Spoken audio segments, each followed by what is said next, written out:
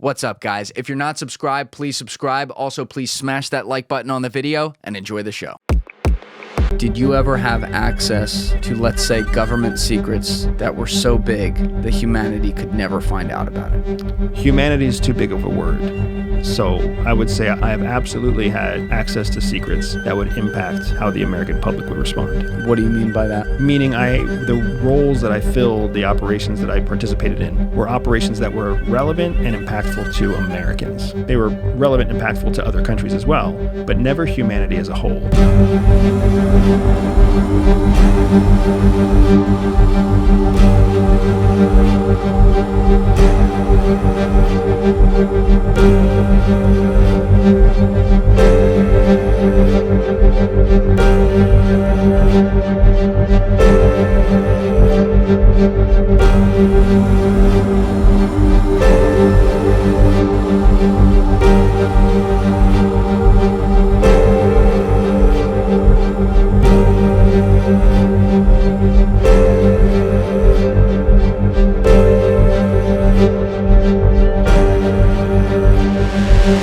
Andy Bustamante, welcome back, sir. Hey, I'm happy to be here, Julian. Thanks for having me, man. It's good to have you in New Jersey, man. It's been a while. We did the one down at Concrete, which was great, with you and Jim DiOrio. Can't wait to do that again. But you always get requested, man. People always want to hear Bustamante again. After the last two episodes we did each week, they're like, bring him back in next week. I'm like, he lives in Florida. It doesn't work this way. And now you're the biggest spy in the world. Nah, it's crazy, man. It's crazy seeing how the internet has reacted from the first time we had a conversation to the conversation that we're having today. And what's wild is the stuff that you want to talk about today, just the questions that you've kind of just given me to chew on coming up here are so relevant. I'm just super excited.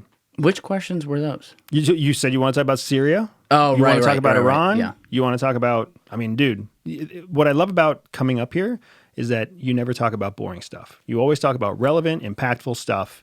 And I'll take that 100% of the days. Hey, that's what we're trying to do, man. I mean, I never lose sight of the fact that I'm some dude in a hat who works on a podcast in his parents' house, and there's a whole world out there of shit going on, and guys like you were in the middle of that, and that is the beauty of having a platform like this. I get to talk to people doing cool shit around the world. So if we're going to have discussions on highly nuanced, complicated, crazy shit going on, I want to do it with guys who have been in the middle of it with espionage and everything and have to think about these things.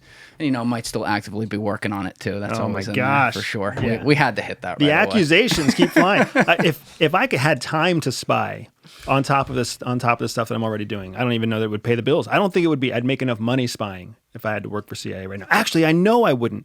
My company made more money last month than I made in a year. I believe that. When I was a CIA officer. It was mind-boggling, dude. First time that has ever happened to me. And it was absolutely mind-boggling, and it was absolutely one of those moments where you realize you did something right. You know how we always... So I don't know if you know this, and I don't know if I've told you this before. The average person has somewhere to the tune of 120,000 thoughts a day. 70,000 of those thoughts are negative thoughts. So the vast majority of the thoughts that we have on any given day are negative thoughts, right? And one of those thoughts that I know plagues me all the time is, did I make the right call? Did I make the right call? Did I make the right call? Because you never really know if you could have made a call differently, if it would have gone better.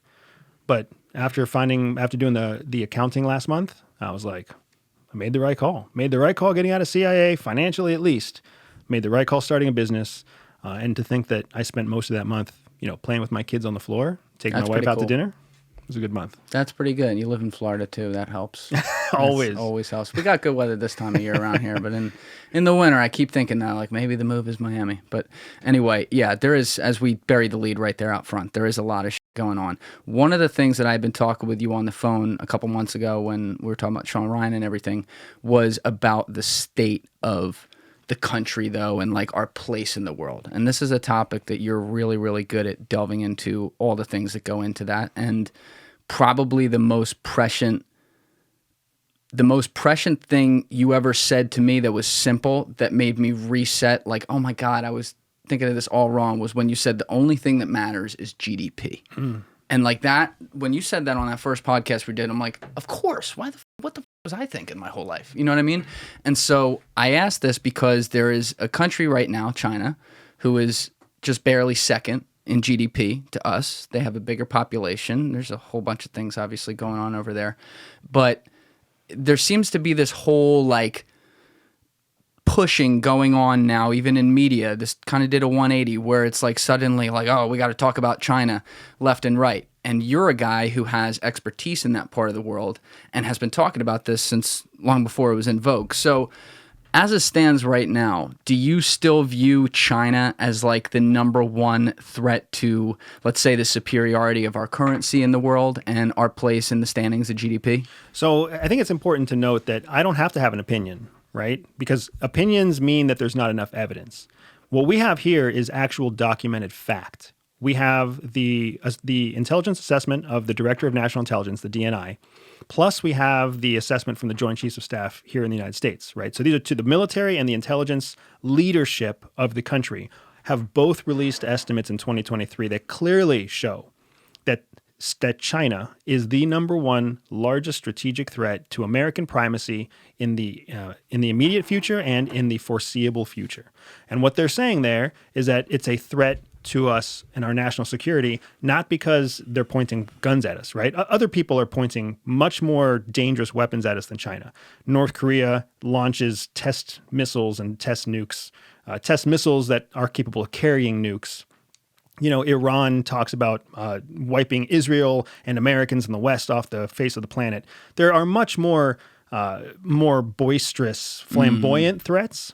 So really what these assessments are saying is that China is the biggest threat because it has the opportunity, it has the potential to become the largest economy.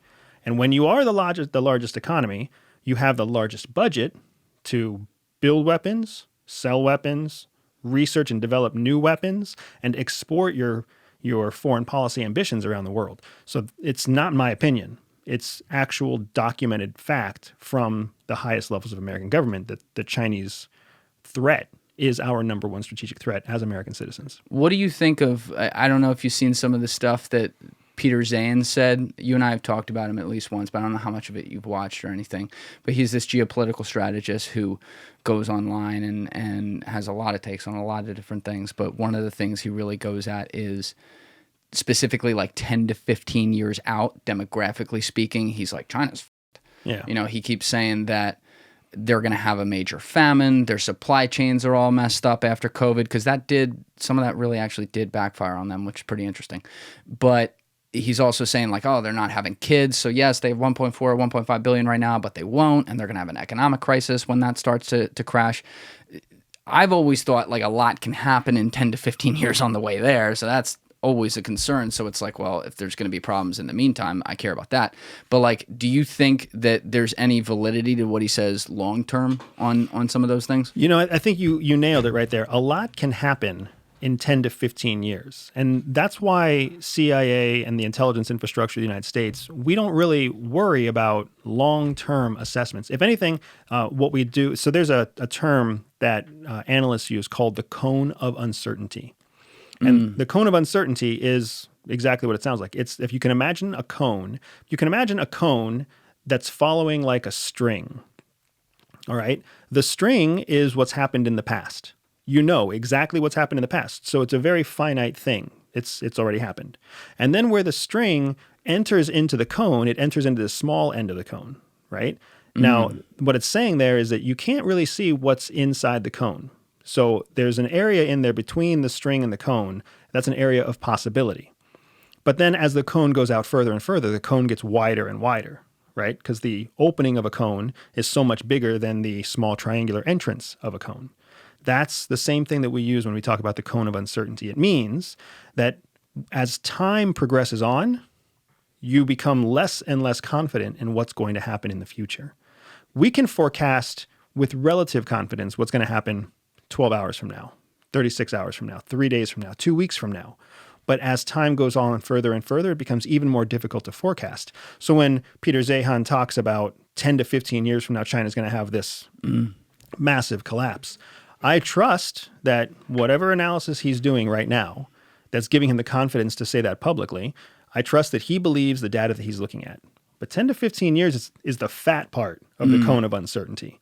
Yes, that could happen. What he's assessing could happen, but a lot of other things could happen too. Think about the policy changes they could make in the next 10 to 15 years to fix their demographic problem. Think about the countries that are going to exist and not exist anymore. Sudan used to be one country. Now it's two. Potentially, it's going to turn into three, right? All of that's happened in the last 2 decades. Sean talked about this a little bit. What are they doing in Africa? Like he mentioned that they're basically buying up real estate everywhere, and so they're making those deals directly with the governments there. Is it deeper than that, though? Yeah, so what you see China specifically doing, not just in Africa, but throughout the third world, is something formerly known as the Belt and Road Initiative. Yes. Right, the BRI. And it's their chance to fund, bankroll infrastructure and development projects around the third world. Now, there's 2 benefits to that. One, they become the economic beneficiary of whatever trade comes as a result of those new roads or the new ports or the new electric infrastructure, whatever else. Plus, they're employing Chinese to build those things overseas. So they're creating jobs and they're creating revenue and they're creating resources for the future of China by building these or investing in these projects around the world.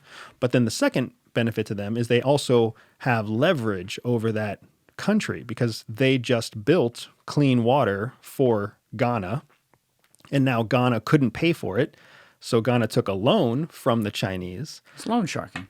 Yeah, it's essentially that's what it is, right? So now they have two distinct benefits: a strategic location, all the resources that come from that location, plus they have a financial edge. So it's really that financial piece that China's looking for, because China has looked to the United States and watched what the United States has done for the last 40 years. And unfortunately, I think China understands our GDP, to use your term, better than most Americans understand our GDP. America's wealth does not come from the fact that we are innovative with good colleges and we create high technology. That's not where it comes from. The vast majority of the wealth and the GDP that we generate actually comes from financial institutions. It comes from the fact that we are the center of financial investment information, financial products, financial transactions all over the world. And we take a piece of everything. So what China really wants to do is find a way to expand their financial footprint. How do they have more people taking more loans in yuan? How do they have more people taking more loans in Chinese currency? How do they have more stocks, more shares, more publicly traded companies that can actually generate financial transactions without having to produce an actual physical product?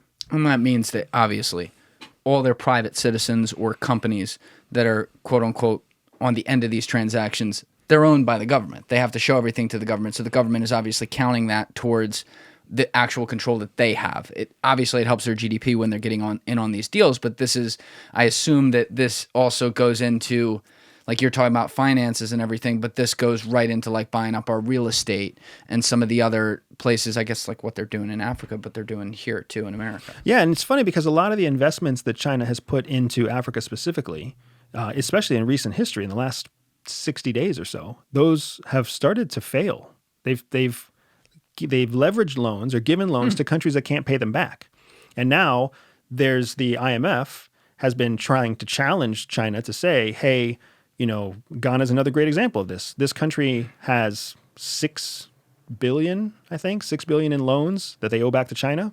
And China's trying to say that they have to pay back those loans, but Ghana doesn't have that money. And the IMF said, we're not going to come true and we're not going to pay China $6 million because of Ghana's debt. So they're forcing the Chinese now to have to learn how to accept and balance sheets even when they don't get money back. And that's a big part of the challenge that's existing right now in Africa and in China's efforts with their Belt and Road Initiative. It's not just one country. There's actually multiple countries between Southeast Asia and Africa who are unable to pay back the debts that China gave them. There's some problems with that in South America too, I think, right? Yeah, it's going to be a problem as China learns how to be more of a financial player around the world. The United States has been doing this for a long time. So we understand that's one of the reasons that we don't give everybody loans. One of the big challenges that the United States has is that we try not to participate in transactions that aren't going to be profitable. And because of that, we have lost influence over the last 30 years. Countries that used to want to do business with the United States still want to do business with the United States, but the United States says, no, you're not reliable, your countries are unstable, you're not democracies. So we stiff arm these countries, and then they end up being pissed at us, so they go to somewhere else. So then China has learned that loans are a way to win influence all over the world because the United States is saying no.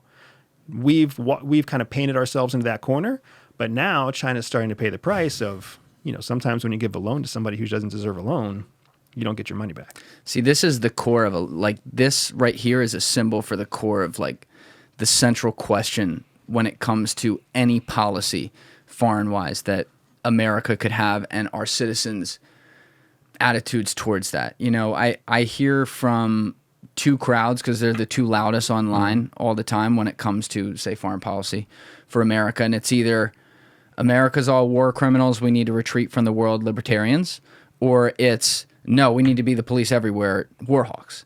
And like everything else in society, I think the answer's somewhere in the middle. But one thing I do think about a lot, not to prop it up and write it off and say, oh, well, for sure. But when you start putting rules on yourself on how you deal with other countries, someone else is going to break those rules and then take advantage of that. And so this is the reason I'm saying this is very messy is all the obvious points that are probably popping into people's heads right now. When you think about the rights we have under the Constitution in America, when you think about the types of people we are in bed with money-wise, which is exactly what you were just laying out. When you think about the symbolism and how the media can run with certain narratives on decisions you may make that are pro-America and not necessarily good for another place, but it's what we got to do. So sitting in your kind of seat where you've had to be a soldier on the ground, so to speak, in the middle of this stuff, what do you say to the people who are idealists and want everything that we do to be totally clean? They don't want to ever hear about us influencing an election in South America. They don't want to hear about putting people inside the cartels and dealing with that trade to an advantageous way that doesn't end it. What do you say to those people who want that utopian world? They don't want that world. They think they want that world because they don't know what the other world looks like, right? So we've got to understand that you're exactly right. There are two very loud camps, ruckus camps that are 95% of what we hear, right? We hear extreme points of view on the left, extreme points of view on the right, and nobody says anything about the middle. But one of the things that's really important is when you look at human beings, when you look at a society is a normalized population. The United States has roughly 180 million adults, right? 300 million people live in the United States. I think it's 350 now, actually. Is it 350? Yeah. So somewhere to the tune of 200 million adults, right? China has obviously many, many more than that. But the way that you can compare groups of people, despite the fact that they have different cultural identities, different spiritual backgrounds, whatever else, is you look at the normalized set. When you look at all the adults in the United States, you have what's known as a bell curve. And everybody remembers bell curves from economics and from mathematics. So when we talk about the extreme left and the extreme right, and you look at a bell curve, you're literally talking about the shallow ends of the bell curve. Yes. So that means the shallow ends of the bell curve on both sides are making the majority of the content, the noise, the criticism that we hear. Well, what about everybody in the fat part of the bell curve? That's what I call the silent masses, right? The silent middle part of the bell curve. Those people don't necessarily agree with the crazy left or the crazy right, but they listen because that's what's out there. And they are always kind of difficult to pin down because they have some beliefs that lean left and some beliefs that lean right. So it's really important to understand that when you ask your question to me, what about the people who want this perfect utopian, whatever, that is a small population that really has surrounded themselves with only one source of information that's feeding this garbage to them, that somehow the world and human beings are good. Human beings are not good. Human beings aren't kind. They're not generous. Can people be kind and can people be generous? Absolutely, especially when they have an excess of resources. Right? There's a reason why the Middle East, like Bedouins in the Middle East, there's a reason why they fought their entire history while people in the Amazon learned to live at peace because one had naturally more resources. I don't feel like I have to fight you to the death over a mango when there's 600 mangoes growing around us.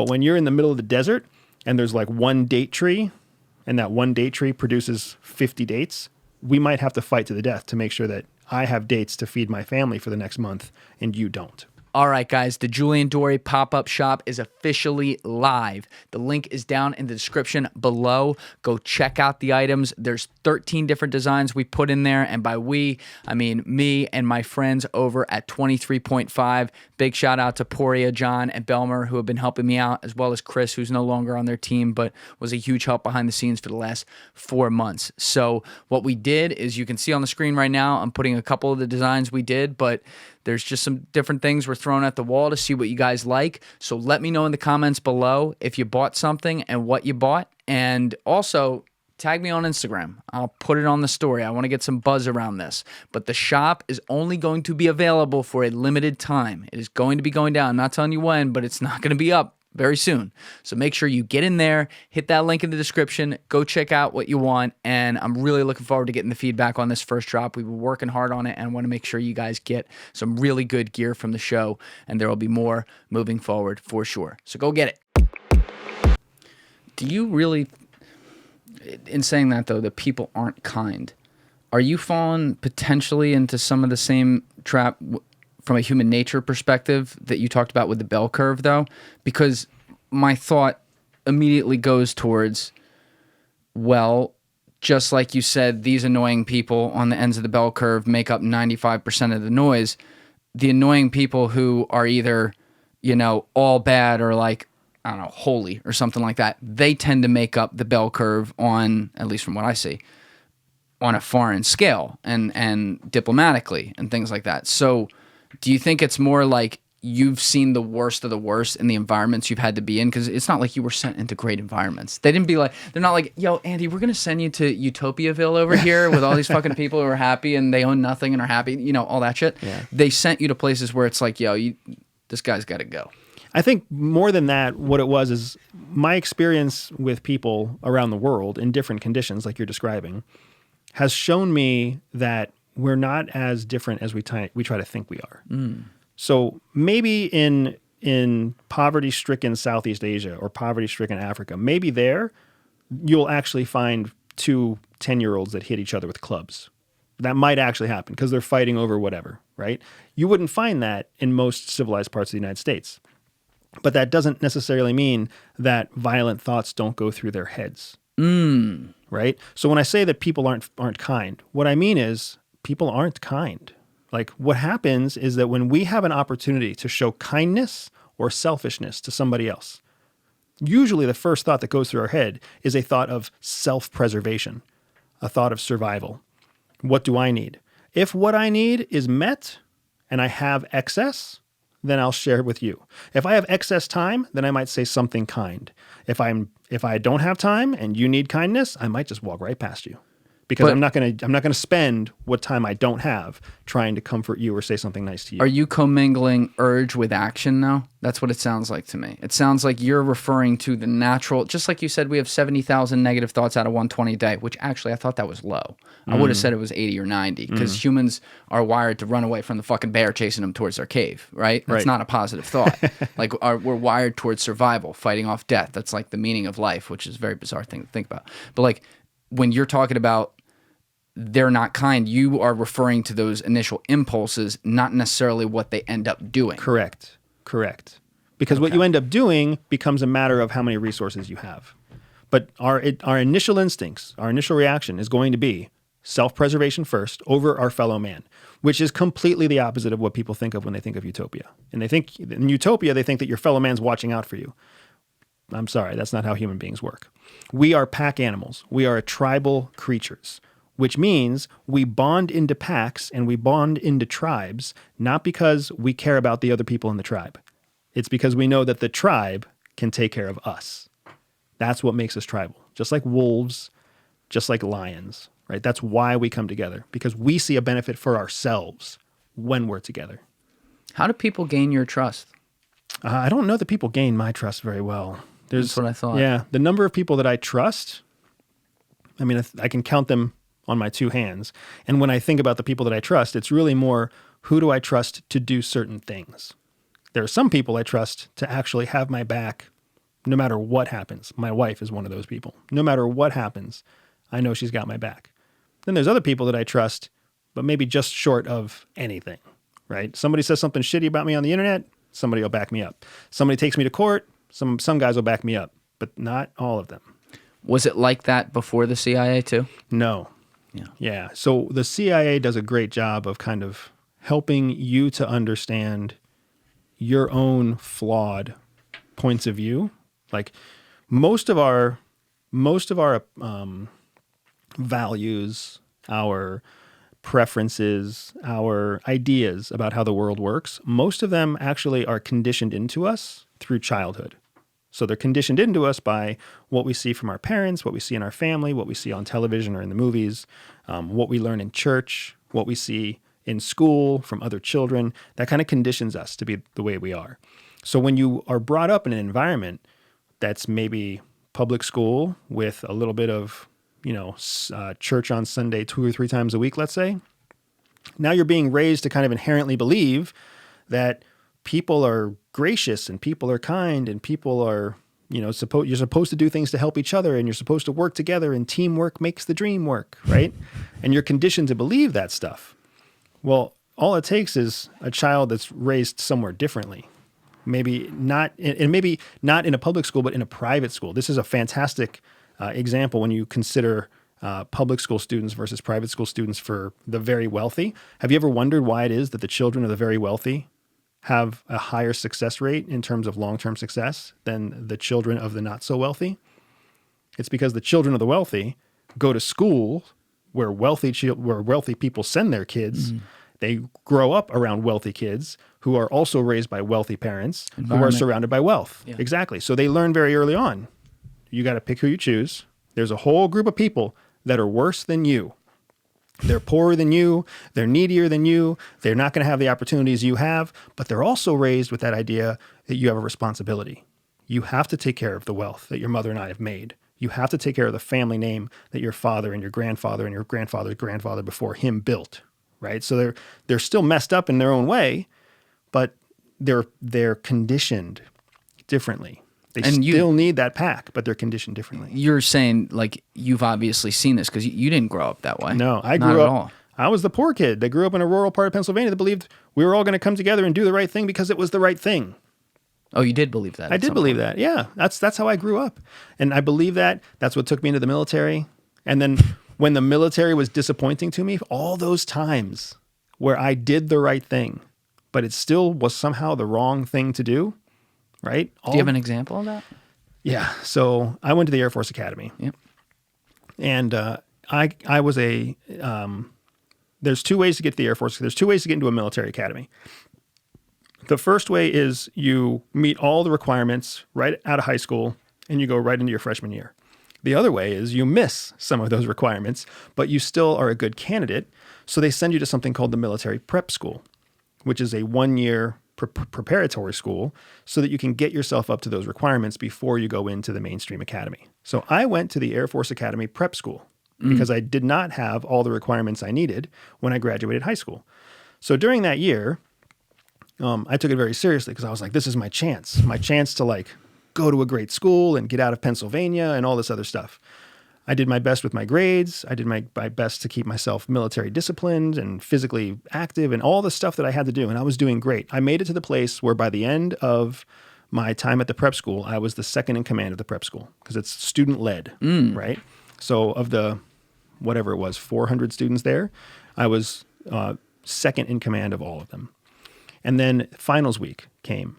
And during finals week, I walked into my dorm room. I was doing a bunch of stuff that I had to do as the second in command of the school, administrative stuff. And I walk into my dorm room and I see my roommate is drinking underage with like 3 or 4 other friends in the dorm room at the prep school on a military base during finals week.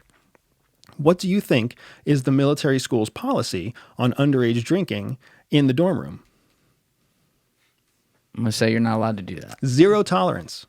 Zero tolerance. So we are all told, we're told and we're trained, and everything you read and everything you sign says as soon as you see it. Did you narc on him? That's exactly what I did. Guess what? It was the right thing that got me in all kinds of trouble. Oh, it got you in trouble? Got me in tons of trouble. For narking on him. Yep, because I went. Serves you right.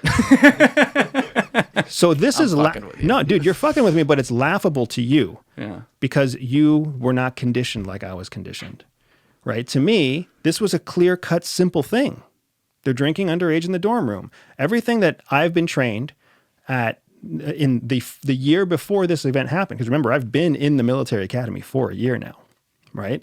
Plus getting through high school and everything else, my church background, blah, blah, blah, blah, all that stuff together.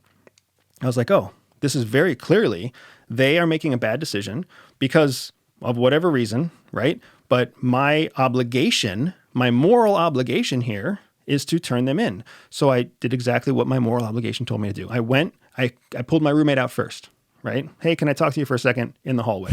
In the hallway. Hey, you're breaking the rules. This is something we can't do. I am the number 2 cadet in charge of the entire school right now, right? I don't really want to have to turn you in. What I would much prefer is if you can't close this party down, get rid of the liquor, and then go tell like the officer in command that weekend. Just go tell them what happened. You self-report, then we're good to go. I've done my obligation because I've told you to self-report. You've done your obligation because you have self-reported, and nobody else in the room gets in trouble because you self-reported, right? You know what my roommate said to that? Go fuck yourself. What are you gonna do? You gonna narc on us? You gonna turn us in? I was like, dude, I don't want to, but this is what I have to do. So as if that wasn't awkward enough to find them, and then that wasn't awkward enough to have that conversation and get shot down by my roommate, then I go talk to the fucking officer in charge. And when I sit in the room with the officer in charge, I'm like, hey, this is what I just saw. That dude looks at me and he's like, you're turning in your roommate? And I'm like, what do you mean? Like, this is what I'm supposed to do. He's like, dude, haven't you ever heard of like loyalty and cooperate to graduate? And I'm like, yeah, I've heard of all those things, but like, this is what you guys told us to do. And he's like, well, now that you've reported it to me, I have to do something with it, right? Again, making it my fault. Now that you've told me, I have to do something with this. So here's how it's going to work. You can go back to your roommate and you can tell him to self-report. And if he self-reports, then, he gets to stay, you get to stay, but everybody who was drinking with him and didn't self-report has to leave. Like finals week, they're gone. He's like, or if he doesn't self-report, he leaves, but the people that he covers for stays. And I'm like, this is bullshit. Go back to my roommate. I lay it out for him. And he says the same thing. He's like, fuck you, Andy. This is bullshit. And I'm like, well, I've done everything I can do. I am very confused right now by a zero tolerance policy that clearly has tolerance and that somehow I'm the villain in all this. But I'm going to try to figure this out on my own. So the way that ended, he never turned himself in. He got kicked out of the Air Force Academy prep school the week of finals. The 5 or 6 other people drinking with him were never turned in. They graduated. They went on to then continue at the Air Force Academy. I have no idea what happened to him. And I kind of carried that scarlet letter for the entire 4 years I was at the Air Force Academy. Everybody knew me as the guy that turned in my roommate. And of course, I had 6 other guys who were more than happy to share that story with everybody about how I turned in my roommate. So that's some bullshit, dude. And that's what I'm talking about. We don't actually know how shit works. People lie to us, we believe it, and we shouldn't. Do you think that, like, I've never really talked with you in depth about your childhood or anything, but that's something I talk with a lot of guests about because, as you laid out a few minutes ago, people's environments determine who they are, and they shape them. And there's people who can kind of be an outlier from environments, for sure, but more often than not, surroundings equal where you end up. And you obviously, we know where you ended up, and you got yourself in these situations where you became a successful guy in the government and worked in some pretty wild places. But, to get to that point where you're just in prep school at this point, you're on the right path, but like you already had something in you that matches what I see today in the sense that like you're a very analytical guy, extremely analytical. And when I was listening to you tell that story, I'm not sure how Alessi here felt hearing it, but all I could think about was you were looking at this situation as a 0 or a 1. So the rule says this, therefore that is how we have to proceed, like very military kind of based. And yet you started off that whole story by saying that part of what molded you to realize that people suck and you're insinuating here, correct me if I'm wrong, like you don't necessarily follow some rules, is the fact that when I did it, I was told to go fuck myself. That's I'm saying a lot right now, but like between your analytical nature that has remained with you through all this, and then your attitude of kind of like, you know what, throw up the middle fingers, fuck the police, let's go do my goddamn thing, you know, something there to me doesn't line up, and I would think that it has to do with things that occurred in your childhood. This is what's happening is exactly what we talked about with Peter Zeihan's 10 to 15 year theory, right? There's a cone of uncertainty, and that's you're admitting that there's this uncertainty that you don't understand, and you're wondering where it's coming from. It's pretty simple, right? I was conditioned to believe that if I did what I was told and I met the expectation, I would have success. That's how my mom raised me. That's how my dad raised me. That's how the public school system raised me. That's how I got accepted to the Air Force Academy prep school. That's how I got to the second in command of the school, by meeting the expectation that was set in front of me.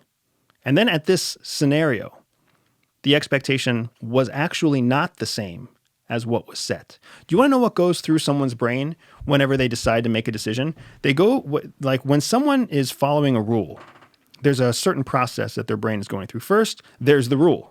They understand that there's the rule. They understand the rule clearly. There's no questions about the rule. But then they also think the rule came from somewhere. And the rule did not come arbitrarily.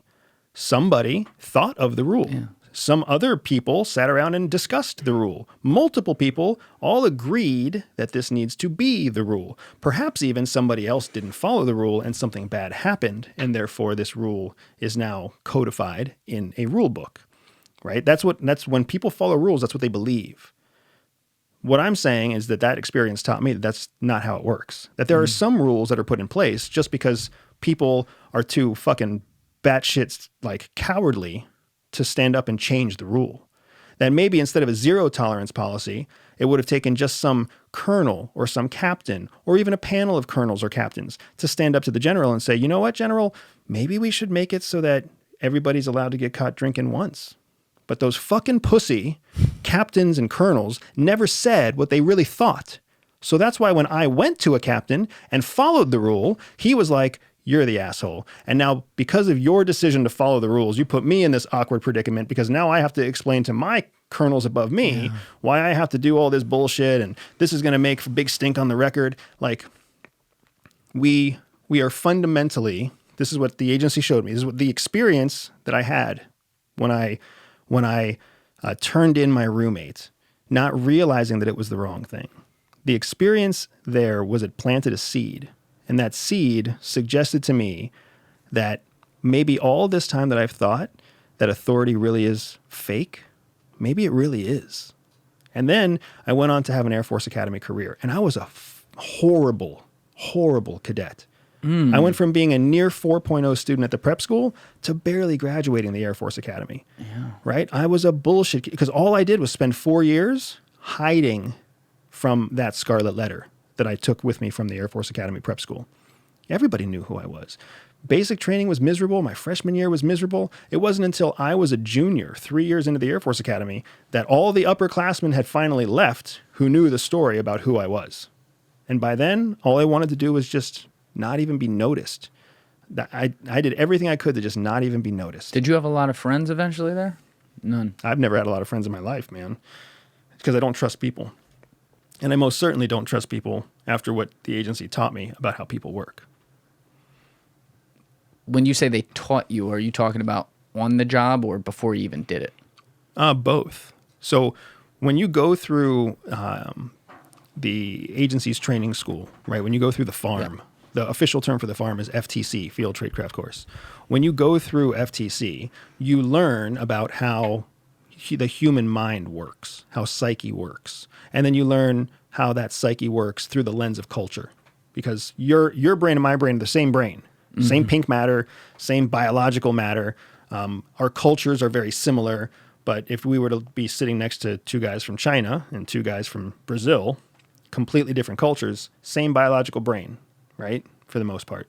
So we have to learn how human brains, how they psychologically work through the lens of culture. That's all the stuff that you learn at FTC. So you learn it there, and then you go out in the field and you actually practice what you learned, and then you refine it into something that's much more nuanced than just the academic study of how brains work. So if you already had this predisposition though before knowing any of that, and you went out into the field, the thing that doesn't, well, maybe it should equate to me, but the thing that doesn't equate to me right away is it sounds like you had more of an attitude of, you know what, fuck everybody, right? And so now just me translating this to you being a spy, part of being a spy is you got to go out there and you got to at least fake it. Yeah. You got to make friends with people. Like, did you... Your assumptions are wrong. Your reasoning path here is wrong. Okay. Right? The seed that was planted to me is that authority isn't real, right? So let's go back to 19-year-old me, right? What happened is I lived in this world where I thought military discipline was accurate and authority was real. And like, you had to respect authority. Well, now there's a chink in the armor. That just plants a seed. That doesn't make me think fuck people. That makes me think maybe not everything I'm reading is true. Maybe not every person who's in a position of authority is someone I can trust. That started when I was, well, probably started when I was much younger, but it was certainly codified. It became like a core part of how I was conditioned starting at about 19. So then I was a shitbird cadet. Like I was a bad student for 4 years because I put myself in the back row. I put myself in the back of the bus. Why do we like to sit in the back of the bus? Because you can see everything in front of you. So I became an observer for those 4 years. Let me see how other people do this. Here are the people who do really well at the academy. Here are the people who barely make it through the academy. Here are the people that get laid at the academy. Here are the people who do drugs and don't get caught at the academy. Like, I see it, and I can learn from it, and I can observe it, and I can see more kinks in the armor. Because now I'm looking for kinks. Before, I thought the armor was sound. Now I'm actually looking for the places where things don't line up. Oh, how is it that these people can cheat, even though it says right there that we don't accept cheaters? Oh, how is it that these people... How did this person get in just because his dad's a senator, but he's struggling to keep his grades up? Maybe his dad being a senator is why he's here at all. Maybe it's not. I gave that one away. Right? Like, you start to put this stuff together. I know it's comical to you because, like, you never question. For you, this all makes sense. Yes. For me, I had to learn it. That's interesting. Right? I had to learn it. And then when I finally learned, like, shit doesn't work according to the rules, then I get to CIA, and guess what the first lesson is at CIA? We're going to teach you how to live outside the rules. And I was like, oh, that's so encouraging to me because I've been watching people live outside the rules. And I've been wondering how they do that and how they do it and succeed. Because it's not hard to find people who don't live outside the rules. It's hard to find people who it's hard to find people who live outside the rules and succeed. You can find them living outside the rules and failing all day long. You can find broke people who smoke weed and who do drugs. You can find poor people who, people who failed out of whatever because they couldn't keep their shit straight and lied to their wife or who knows whatever else. But it's hard to find the super successful person who lied to their wife, the super successful person who does drugs. It's a much harder person to find. Before they even tell you that, though, at the CIA, like, we're going to teach you how to break the rules, though, you have to accept the idea to, like, go visit it. It sounds to me like if I had the attitude that you do, the last thing I would want to do is go join up with another arm of the government where it's all about the same things you dealt with, authority, because at the CIA, there's layers to it just like everything else. The order comes down from an order, comes down from an order, go do this. So why did you even open yourself up to it at that point? Because in the military, the authority is granted by rank. At the agency, the authority is granted by success. So yes, there's layers of authority, but the difference is if I deploy with the military, I deploy with a squadron of people who are part of a wing of people, who are part of a group of people, who are part of a detachment of people. And there's commanders at every level. So I actually need, if I'm doing XYZ, I have somebody supervising my every step of XYZ. When I'm with the agency and I go to execute a mission in the field, nobody goes with me. I have a supervisor who's supervising the end result of the mission from somewhere else, usually from Langley, Virginia. Mm-hmm. I do whatever I got to do. And I either bring back the bacon or I don't.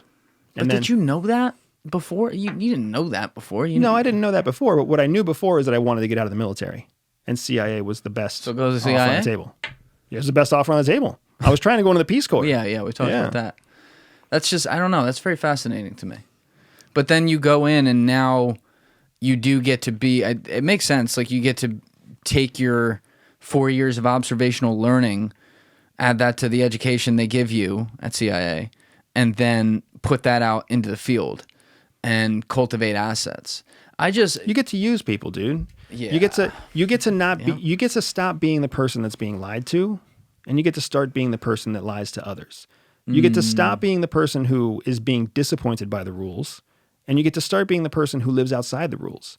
Even if somebody's listening to this right now and hating everything I say, I guarantee you that son of a bitch wants to live outside the rules and succeed while doing it.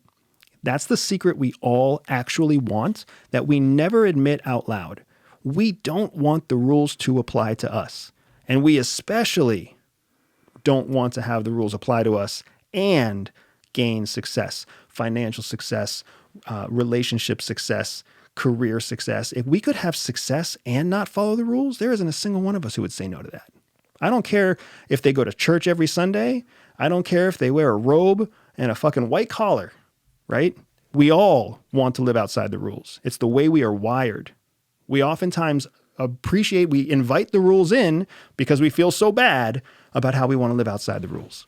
So we subject ourselves to rules. We give ourselves boundaries. We create limits, and they're like a comfort blanket where we're like, oh, now I know how to prevent myself from becoming an evil, horrible person. I'll just follow the rules. And so you don't do that then in your career. And now, like, because it seems like you live, being outside the CIA, you live with a very similar attitude. Like, you're an entrepreneur, you work for yourself, you go make your deals you want to make, you don't assume people are going to hold up on their end of the offer on a lot of things, and it probably serves you really well. I just, like, your psychology fascinates me so much because we've done so much on camera and off camera, just talking with you and hearing where you come from. I kind of nerd out on it because I believe that these places, when I've talked with people like you, when I've talked with people like Joe Tedai, talk even with Sean Ryan and guys, or Jim DiOrio, guys who have been high up in various agencies or placed in the government, you know, I do tend to think that, like, when these guys go to talk to you, like when you got that first message you had talked about on our first podcast together that the CIA said, oh, stop your Peace Corps application, they already knew who you were. You know, there's no reason why the most important intelligence arm of a government should not, like, have an idea, like, who they're going to recruit. And so to me, like, it was obviously because you were also right in their backyard. You're working in the military this time, like in the Air Force. But, like, you were, for some reason, such a prime candidate. And I think what made you a prime candidate is that you got weathered to get there. You weren't born wired with all these things. You were probably born analytical. That is probably some sort of trait you always had. But a lot of these psychological beliefs about other people, about, you know, how you would handle hypothetical situations as well. Like, you're what seems very clear on all these examples and explanations you're giving about, you know, what happened to you over the years. It seems like the answers you gave at 17, minus just breaking rules, minus that, I'm looking at all the other stuff right now, are diametrically opposed to the answers you would have given at 31. Yeah, I agree with that. And I think that happens to all of us. There's the world that we're conditioned by, and then there's the world that we test our conditions against, and then there's the world that we build for ourselves afterwards. Now, where I think a lot of people struggle is that the world that they're conditioned in never really gets tested because they don't grow much, right? Take my hometown, Enola, Pennsylvania. There's a lot of people who go to high school in Enola, Pennsylvania, and then they graduate high school in Enola, Pennsylvania, and then maybe they go to a local school in Harrisburg, Pennsylvania, right? 30 miles away. That's not really a good test bed. No. To test all of your original conditioning. No. So then they go to school there, and maybe they get a job there. And when they get a job, when they're working age, 22, 23, 24 years old, and they get their professional job out of college, maybe they stay in Enola, Pennsylvania, or they go to Mechanicsburg, or they go to Camp Hill, or they go, you know, wherever. They go somewhere else, also within about a 30-mile distance. You're not challenging the conditions that you were raised in. And now you're to the place where you're actually you're creating your own life. So you're just building the same life that you were conditioned in, which is why parents do to their kids the same thing that their parents did to them, even though they hated it when their parents did that to them as kids, because they never learn a different way, right? To really test the conditions that you were raised in, you've got to go to a very foreign environment. I'm not saying you have to go to Vietnam. Oh, sure. You have to go But somewhere different. yeah, get out of Harrisburg, go to Chicago. Yeah. How does your conditioning hold up there? Go to Dallas. How does your conditioning hold up there? So one of the things that's great about the military is the military takes us from all different backgrounds, and then what do? Recondition us to be these military soldiers. But if we go to a different place, let's give two examples. We go to a different place in America. America's way different across the board because it's a free place, right? There's all different cultures, ideas. People can say what they want, do what they want, hang out with who they want. Then it's self-explanatory. We go to another country, whether it's dictatorial or not, it's just different environment, Right. Totally different foreign place. But a lot of these places where you were that you've seen around the world, countries, what it seems to me, and correct me if I'm wrong here, is that I'll use an example even. If I'm from Pakistan, yes, there's obviously a lot of different tribes. There's different small cultural norms, but the overall attitude and type of person is a lot more similar than it would be across the spectrum, say, in like America. So when you go to these, I'm trying to make sense of this. When you go to some of these other places, and when you went there with the CIA, you're getting your own experience because you are putting yourself in a whole new environment and learning about these customs you talked about with other people. But did you notice that a lot of people were molded by their environments in these foreign countries and remained in that environment even if they traveled 200 miles away and lived somewhere new because the environment was so similar and kept those same attitudes? Therefore, we have like these quote unquote, like you talked about in the last podcast we did, or 2 podcasts ago, collegiate culture, where it's like, this is ingrained. This is what it is. Whether you're in this part or that part, like this is what they think. Whereas in America, we're always changing. You know, you drive 20 miles and some things can even change. Yeah, we're not changing as much as you might think we're changing, right? That's what's the first thing to keep in mind. So yes, to a certain extent, you find that no matter where you go, there are people who remain fairly homogeneous to their original conditioning. What we care about at CIA, though, is usually we care about decision makers. We're looking for senior people in the government. We're looking for senior people in the military, senior people in business and enterprise. Whenever you get to people who are that successful, they've gone through the full life cycle already. They had their conditioning, they challenged it against the outside world, and then they built a life for themselves. That doesn't mean that they're like open minds. It just means that they have created a third set of conditions that they follow instead of following the conditions that they were originally given. So what we learn to do at the agency is we learn how to hack into the minds of intelligent, successful people. Because intelligent, successful people are some of the most vulnerable people in the world because they don't think they have vulnerabilities anymore. Ignorant masses who don't really have access to secrets, who don't really have influence, don't really have power, don't really have money, those are people who are paranoid of everything, right? They think someone's trying to steal their privacy and someone's trying to steal their guns and someone's trying to like steal their wife, right? They're paranoid of everything because they don't have much. So what they do have, they're terrified of losing. But when you get to people who have power, influence, and money, oftentimes they're kind of asleep at the wheel. They don't realize how much they have because they're also tied up in very human issues. Fighting with their daughter, or their son doesn't want to be their son anymore, or their wife might be cheating on them, or they might be cheating on their wife. The company might be going through a hostile takeover and they're not even thinking about their family anymore.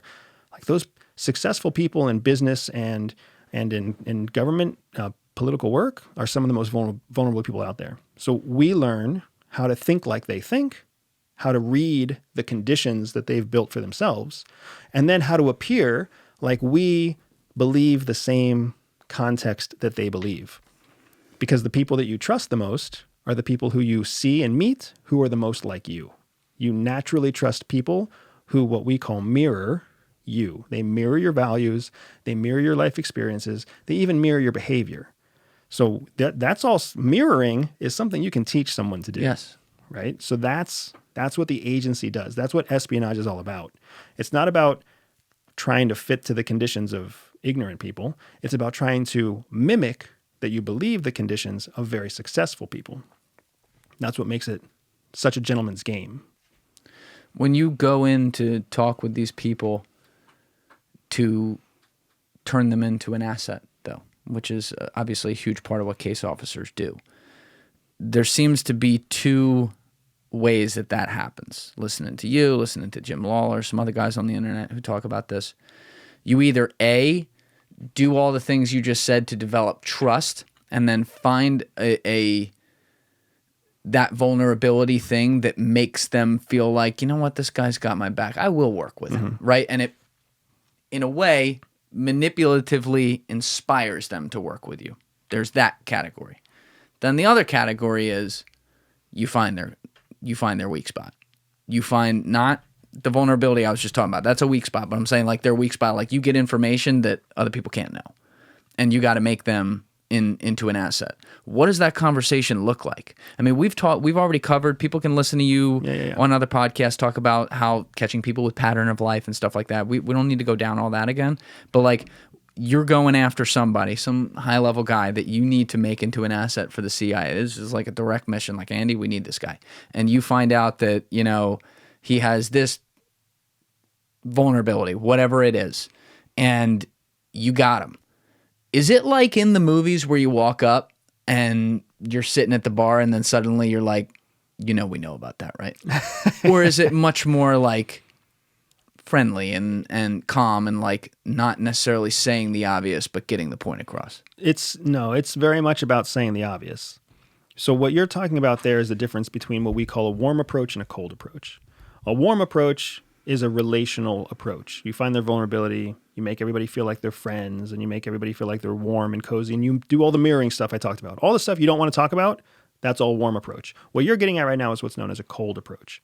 And a cold approach is usually very heavily centered on on a motivation that we know is coercive in nature. And I think I've told you about the 4 different motivators in the past, right? One of the 4 motivators is coercion. I know you're in debt. I know you're cheating on your wife. I know your son's dying of a rare form of cancer. I know that whatever, right? I know that the mob is out to kill you and whatever else. I have some piece of information that you have that you don't share with anybody. Right. You've probably also heard me talk about our 3 lives: public life, secret life, and private life. I have some piece of information from your secret life that you don't share with anybody. And now I'm coming up to you and I'm still being cordial when I step into the bar and I say, "Hi, Julian, how are you today?" And you look at me and you're like, "I'm fine. Have we met somewhere?" And I was like, "No, but I'm really glad that we had a chance to meet today because I understand that you're in a situation with your son right now and that you're having a hard time finding any place that'll give him the medical attention that he needs. And I'm here to tell you I can solve that for you. I can have your son in front of a doctor that's going to give him life-saving medical care within the next 6 months. But what I need you to do for me is X, Y, Z." And most people are going to give me a look that's like, because they're frozen. In the hierarchy of how people respond to strangers, there's 3 phases. Okay. There's an avoidant phase, a competition phase, and then there's a phase where they comply. Avoidance, competition, compliance, right? Those are the 3 phases. Everybody starts from avoidance. So when you hit on a cute girl, or when a cute girl says something nice to you, there's a reason that you stand there and you just go, because you're in the avoidance phase. You're not engaging her. When you compliment a cute girl and she looks at you like you're crazy, she's in the avoidance phase too. She might actually think you're cute. She might actually like the compliment, but her natural human instinct has her in a position where she's not going to talk and she's not going to engage because the first phase is avoidance. So I'm expecting that when I tell this person, I can save your son's life, and I know that you've been trying to do that for the last 6 months, and we're going to have it fixed within the year, I'm expecting that person to look at me and be like, "Fuck you, who are you? I don't know what you're talking about," right? That's the avoidance phase. As we continue to push on that, and I tell them, look, the life-saving care that we have is waiting for him in a specialty hospital in Maryland, inside the United States. I can have all expenses paid, and we can have your entire family there, before the fall. Then I expect to go into a competition phase. Who are you? Where did you get this information? How do you know about my son? They might even get up and try to leave, right? They're showing me that they're actually curious about the information. Try to leave, but they don't get to leave. Right. How do you keep them there?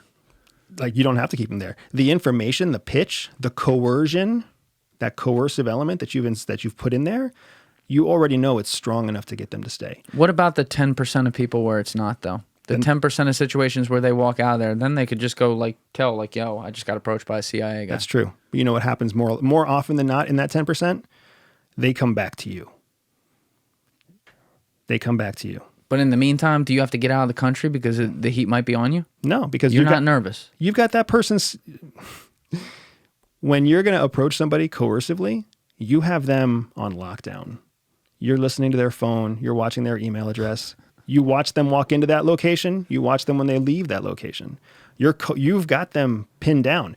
The reason you're taking this level of effort is because it's worth it.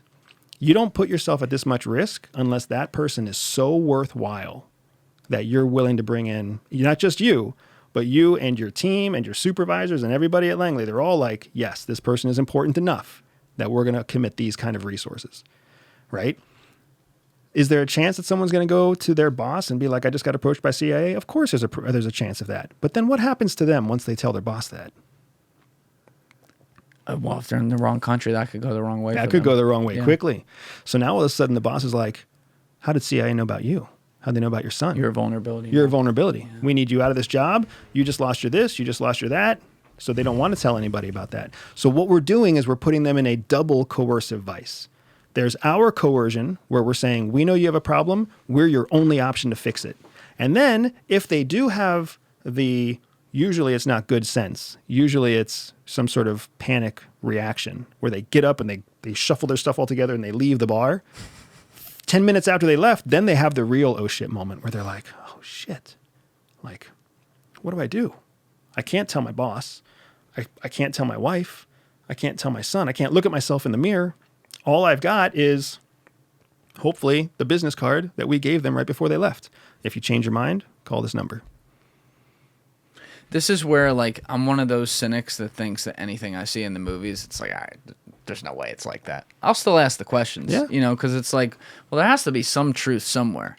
But, like, you're talking about this from the situations, and I can see you, like, picturing some of these in your head, just like the way you're explaining it. Like, you're reliving some of them, which is pretty wild. But you're talking about these where you're the one going in there and telling them this stuff. But, you know, you work with other case officers at CIA. I've heard you talk about being a support on missions and things like that. You know, is it literally sometimes where, like, someone walks out of that meeting and then another guy, let's say it's another case agent in there with him, and another guy like you shows up at his house and says, oh, it's a nice dog you got there. And does that happen? No question. Just like, that's a cute dog.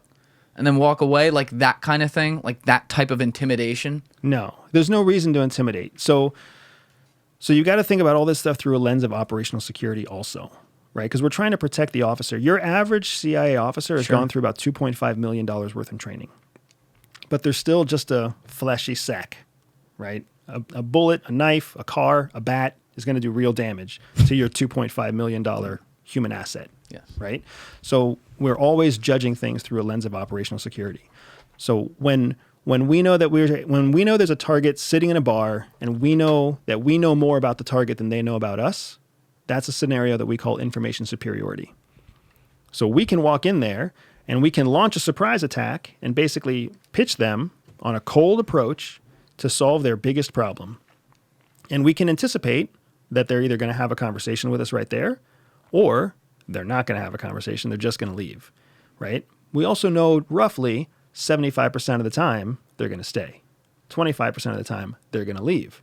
So we know that we have to give them a card with a phone number or something so that if it's 25% of the time when they leave, when they have the oh shit moment 10 minutes later, they have a number they can call.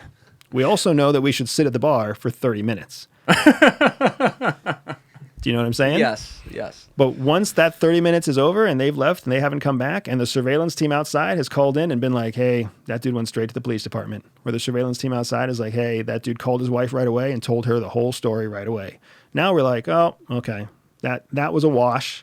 So now we should take some back off. You know, we should plan for blowback. Yeah, get you out or something. If it gets to that, yeah. If there's like a police report or something like that, or if we might look at getting somebody off the X. Is there retribution for people that do that? Is there retribution? Their son now dies? Well, their son. You guys make sure of it? No, there's no benefit there. I had to ask. There's no Sorry. benefit because the benefit is that dude sits there and watches his son. I mean, this is going to make me sound like a horrible person, but this is what life looks like outside of the rules. Yes. Every day that guy faces his son. Every day he watches his son disintegrate more and more. And every day he knows he had the chance to fix it, and he didn't fix it. And that is where the coercive part of this sets in. Because after doing that for 10, 15, 30 days, 60 days, 2 years, he's still going to keep that card. And when the day comes that he picks up that card and he makes a phone call to that number and he says, hey, I had somebody talk to me about helping my son. Can I have that conversation again? Someone's going to say yes, right? That's what it's all about. If we're going to take the step, if we're going to put the effort into the cold approach at all, then you're going to have the effort to take the follow-up. Like it's worth it. The risk is worth it because that person is so special. What happens in Hollywood, dude, is that out of 100% of cases, we'll cold approach maybe 5%.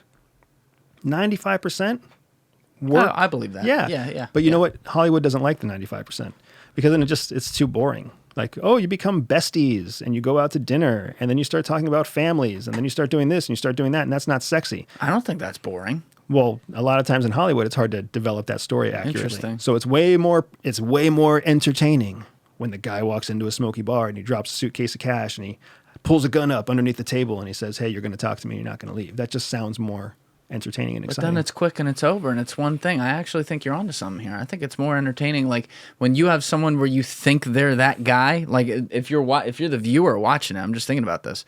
And like you're watching two people become friends, you have no idea one of them's like a spy, and then suddenly like the day comes in where it's like, oh, sorry, I'm a spy. That's good TV right there, and it actually draws it out. So maybe it's actually backwards. Guys, this next episode I'm going to be putting out is with my friend Ron James, who is the director of the recent award-winning UFO documentary Accidental Truth. So before we put out this podcast, I am putting the links to this documentary that you can rent or buy on Apple or Amazon down in the description below. Whether you're on YouTube or Spotify right now, you'll see it right there. I would recommend you watch it before the podcast just so you'll have all the context. And I promise you, we did a very, very in-depth breakdown of everything within the documentary and even some things outside of it. I thoroughly enjoyed the conversation, and I hope you enjoyed the documentary because it has a who's who of the UFO field over the past decade and more, but in particularly the last decade, and there is a lot of great information in there. So great documentary, and I hope you guys are going to enjoy the podcast as well. See you next week.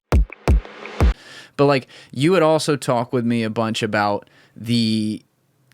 I don't know what the official term is, but like the way you guys did operations, like the way you were assigned to operations. And what you had said was you would have a main location, wherever location X is, and then you would get sent to other places. So it's like you have a home base, you do whatever espionage and spy shit work you do there, and then you get a call or a Morse code or however you people talk to each other, and you get on a flight or a bus or whatever, and you go to some other country.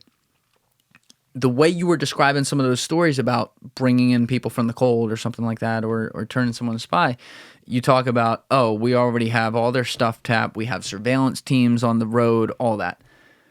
It seemed like, though, and maybe I'm just thinking of this the wrong way, but it seemed like in the past when you talked about all the different places you were getting sent to, sometimes very extremely dangerous places, like countries where they don't even let Americans in there.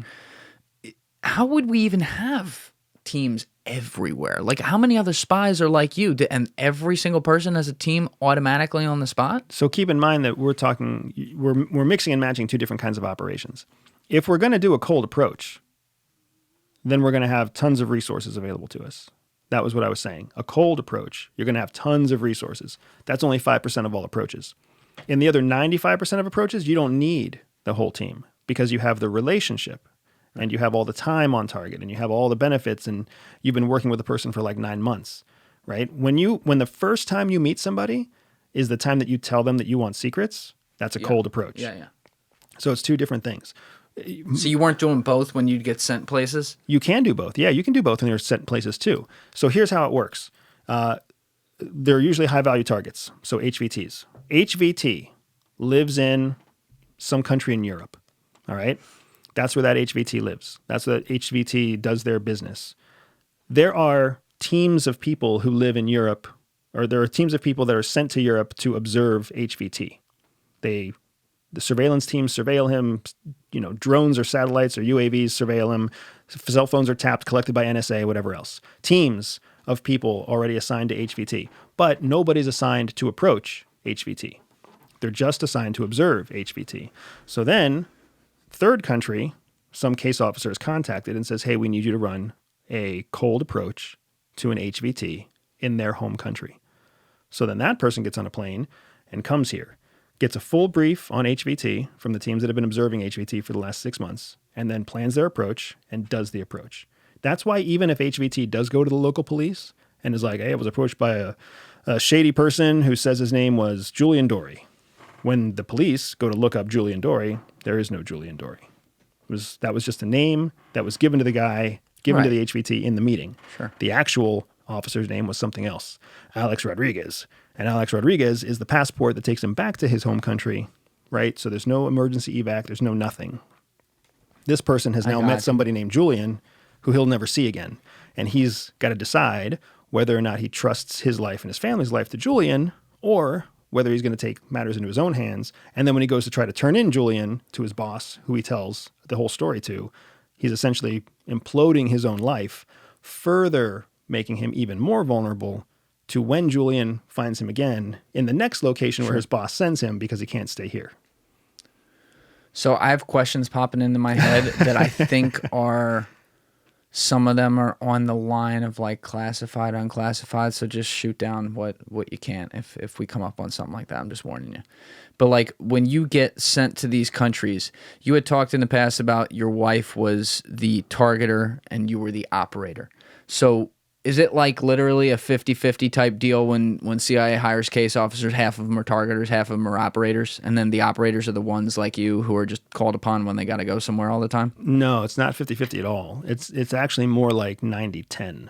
Most of the people that CIA hires are operators. Got it. Very, very few are support, because one support person can basically create enough targets for 10 or 15 operators, right? So...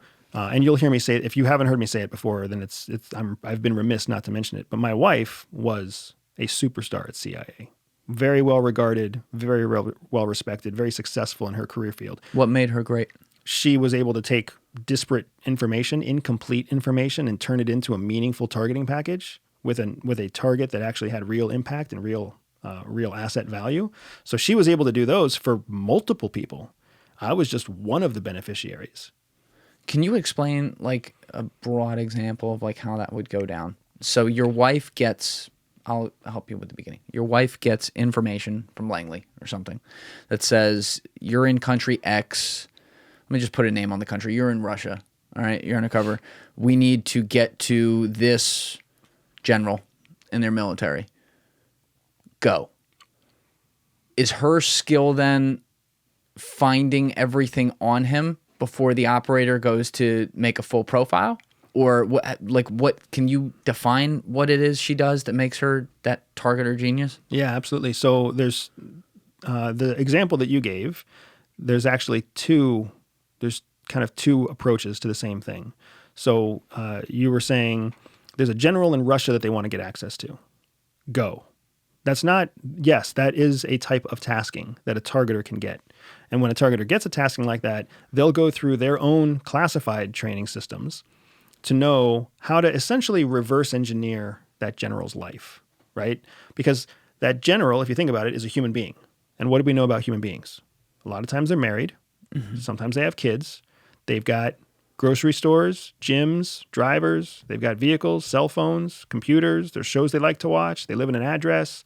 There's all sorts of stuff. You can immediately start to research these different elements of any one person, whether they're a Russian general or whether they're, the guy next door.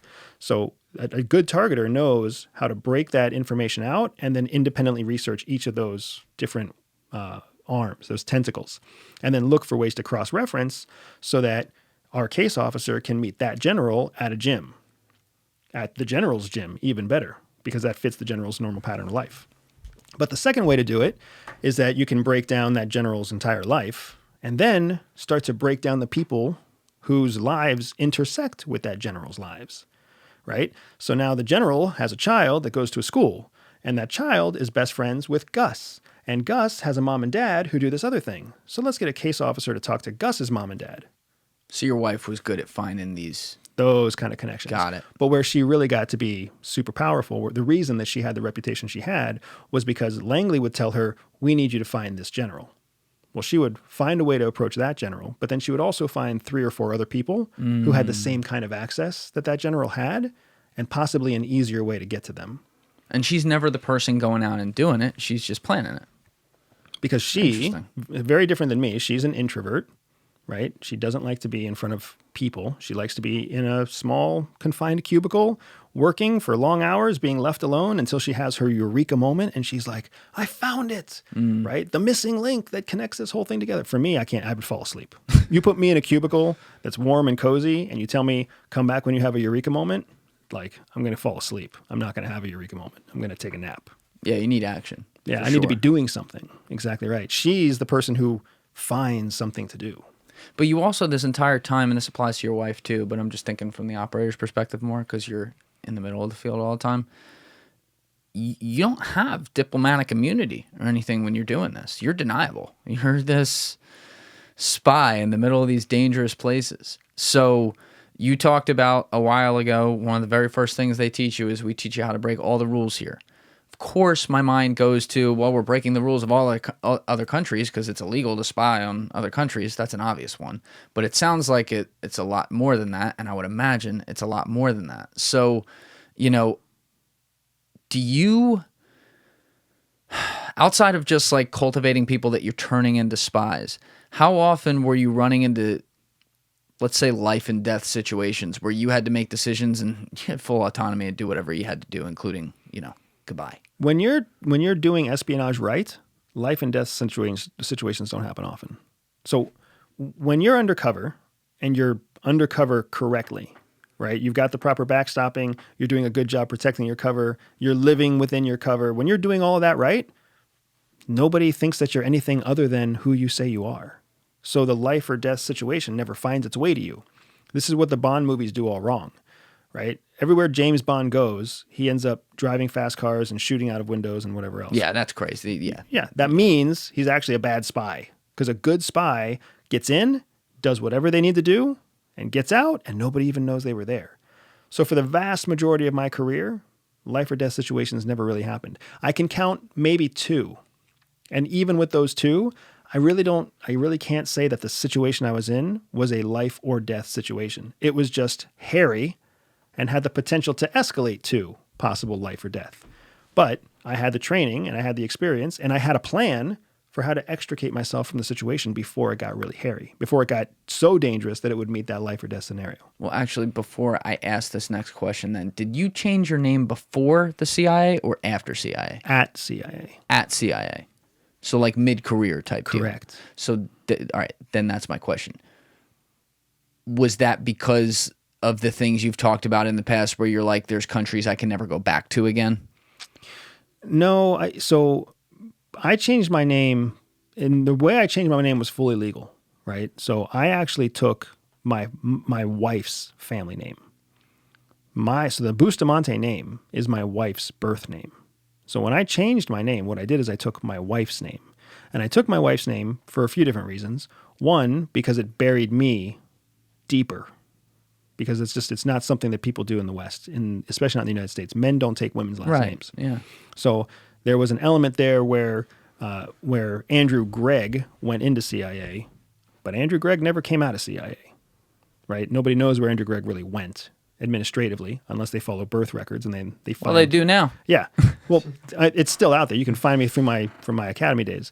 But the thing is that when I took my wife's last name, it's one of the few ways that a man can legally change his name. So I was able to legally change my name and then execute a whole different series of operations under a completely new name. Was that suggested to you to do that, or was that your idea? It was something so I wanted to change my name for a multitude of personal reasons, right? And I can go into that. But I wanted to change my name for personal reasons, and I wondered if there was an operational utility in changing my name, because anything you do with your history, with your administrative background, whether it's your licensure or your certifications or your degrees or any of that. Whenever you do any of that inside CIA, you have to get permission. You have to get approval because they've backstopped everything. Yeah. So if it doesn't have an operational benefit, then a lot of times they will say no. So I had to kind of fleet it up to see whether or not it would have an operational benefit. And the operational benefit was essentially all of your alias identities are also at some level tied to your true identity through. Yeah. Yep. So now essentially any alias I have in a new name is tied to the new name, not tied to the old name. Interesting. So it worked out well. So it worked out. Yeah, because that was I caught you making that point on another podcast at some point, and I was like, I wonder if that's like a thing, like if they go in there and like they have you do that right away. I mean, this is where people go like, oh, once you're in the CIA, like you're gone from society. To me, that wouldn't make sense, but it does make sense that once you're already actually operational, if you want to like reset the deck, that obviously is something that's pretty clear. But it's like changing clothes inside of a changing room. Yes. People might see you go in with the clothes, but they see you come out wearing the clothes that you took in, and they don't actually see what you did behind the door. So everything you do inside CIA, people don't see what you did inside CIA. So when you do this, though, I can't remember if you said this at the beginning, so I just want to make sure I have this defined. You were doing that to set up that new name in response to the things that had already happened where you were in danger mode from certain countries? No. It was a benefit because my previous name had a footprint all its own. And my new name had a chance to develop a new footprint all its own. And while I'm telling you both names today, nobody knew both names at the time. Does that make sense? Yeah. So to the world, the next day after I changed my name, Andrew Bustamante was brand new, right? You could Google search it if Google wasn't very powerful in 2010, but you could Google search it. You could take it to microfiche. You could run background checks. You could do whatever you want to, and it would be a dead end, right? Similarly, somebody back then could search Andrew Gregg and do all the same research. And they would find it going up to a certain point and then dropping off. And then that's when I was in the changing room. Nobody sees what happens in the changing room. Champagne room, right? Yeah. So that's a better example. Yeah. That's a good one. But what made you, without revealing specific countries or details or places, what kind of situations got you into a point where now you have, I don't know what the number is, but you have 3-4 countries or something on your list where it's like, well, I can never go there because I may die. Like, what kinds of things cause that? Just operations of like, they know, oh, he flipped this guy 5 years ago, or was it something more serious? A lot of that's classified. What ends up happening is remember we were talking about the cone of uncertainty? Yes. The cone of uncertainty also works in reverse. So when you do something in anonymity, there's the fat end of the cone. You can hide inside the fat end of the cone because you have anonymity. But then as you continue doing similar things, you kind of work yourself into a place where you can hide in fewer and fewer places. Yeah. So just as a generic example, if you do something operating against Russia, Russia may never find you. But then when you do your next round of operations and they're in Cuba, Cuba may never find you. But now Russia may find somebody who was both in Russia and in Cuba. And then when you do your next round of operations and you're in Ecuador, or China, or Belarus, right? Your cone is getting smaller and smaller. The places you can hide are fewer and fewer because the countries that you're working against are all sharing information. One country by themselves may never have enough information to pin you down. But when they share their information together, you start to run into a real problem. We live in a world where inside the United States, as Jim and I have talked about, we don't like to share. The broken toys went to counterterrorism, an organization. Oh my God, the dude's not coming to work. He's not doing it. You know what? Right. Send him over to CT. In the meantime, we got, basically memos saying, hey, there's dudes down in Arizona that just want to learn how to, they don't care about taking off or flying or landing. I can see the comments. Yeah, 63 pages, So anyway. So that was pre 9/11. So then 9/11 happens. Everybody sees what happens at 9/11, right? And then when the the 9/11 Commission report investigation starts, and 9/11 Commission starts, now they start picking up the scraps on the floor, and they start saying, hey, FBI said this, CIA said this, they sent it to each other, neither side actually read it. CIA doesn't like to give our information to FBI. Nobody likes to give it to Secret Service. Yeah. Nobody likes to give it to NSA. Outside of here, everybody, all of our enemies share their information on Americans. That's a really good point, because I think that is where a lot of, like, there are conspiracies that are real. There's bad people in everything. Like, it's just what it is, including the CIA. But I think a lot of the problems that we have run into in this country do come back to that basic human thing that a lot of us run into in our own relationships and stuff, communication. Yeah. Because it's nice to hear you define it that way. But, like, yeah, when you read this stuff, you read things like FSB and SVR interchangeably. Yes. I'm sure there's got to still be some human element there, but, like, they're ordered by their dictatorial regime. Like, yo, you're fucking talking to each other. Whereas, we just got to look at the build up to 9/11 and everything with the FBI and CIA. That could have been avoided if they were sharing information, but they weren't. I mean, the director of CIA is a presidential appointee, right? Every time the president changes, they appoint a new person. Yeah. Right? Doesn't matter how good or bad you are in your career at CIA, you're never going to become, most likely, you'll never become the director of CIA. If you do, you become an interim director of CIA before the president appoints one of their favorites. A lot of these people who are put in this position, though, now, like recently, there was Mike Pompeo was in there. He had, he was a military guy before that, but he was a congressman. Like, it's not like he was at CIA. Like, when you were there, 2007 to 2014, you would have had Leon Panetta, Petraeus. General Hayden. Okay. Yeah. So you had turnover, but like, Petraeus was high-level military. So kind of outside, but probably involved in a lot of things. Hayden was NSA, like he had been around the block. Panetta had been around the block a bunch too. He's a little bit of a political guy, but still. Like, was there a little bit of a veil among the rank and file of the CIA, like, oh, they're not from here, or for the guys who weren't? That there's like, it's almost like you're in that director chair, but there's shit that's not being told to you because you're in that chair and because you're not one of us? I wouldn't say it was like that from the ground up, no. Okay. So from the ground up, because you got to keep in mind that the people who advise the director are all senior intelligence service for the most part, and they want to continue having a very successful senior intelligence service job, right? So the last thing they want to do is try to hide something from the director. That doesn't mean the director understands what they're being told all the time, but that's why they have their advisors that they can lean on. I think what's really challenging, in my opinion, is that when you start into a career where you already know that the highest you'll ever be able to get is not the highest seat, right away you're kind of disincentivized from the beginning. And then even worse, when you know that it's a pyramid, like they may bring in 600 case officers this year, but you already know that there's only enough space for 300 of you 10 years from now to reach GS-15.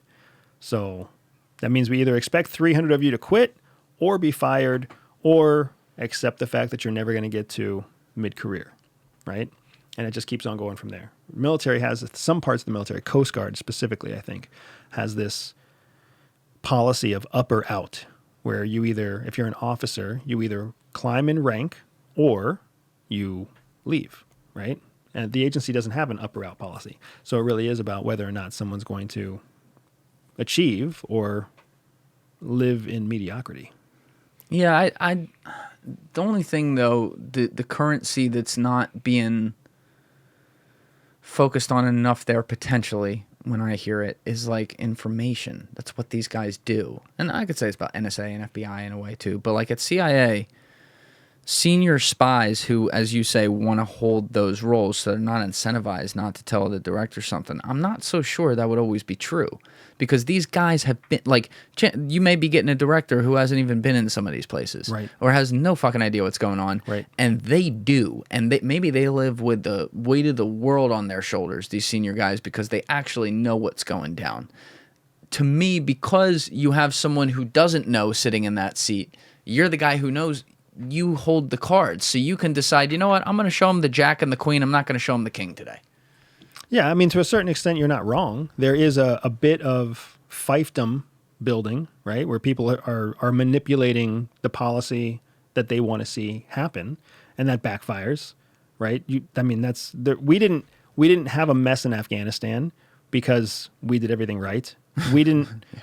You know that Syria was just welcomed back into the Arab League, so that means in 2011, when the civil war started and the Arab League ousted Bashar al-Assad, now it's 2023 and the Arab League is accepting and giving hugs to Bashar al-Assad as he comes back into the Arab League.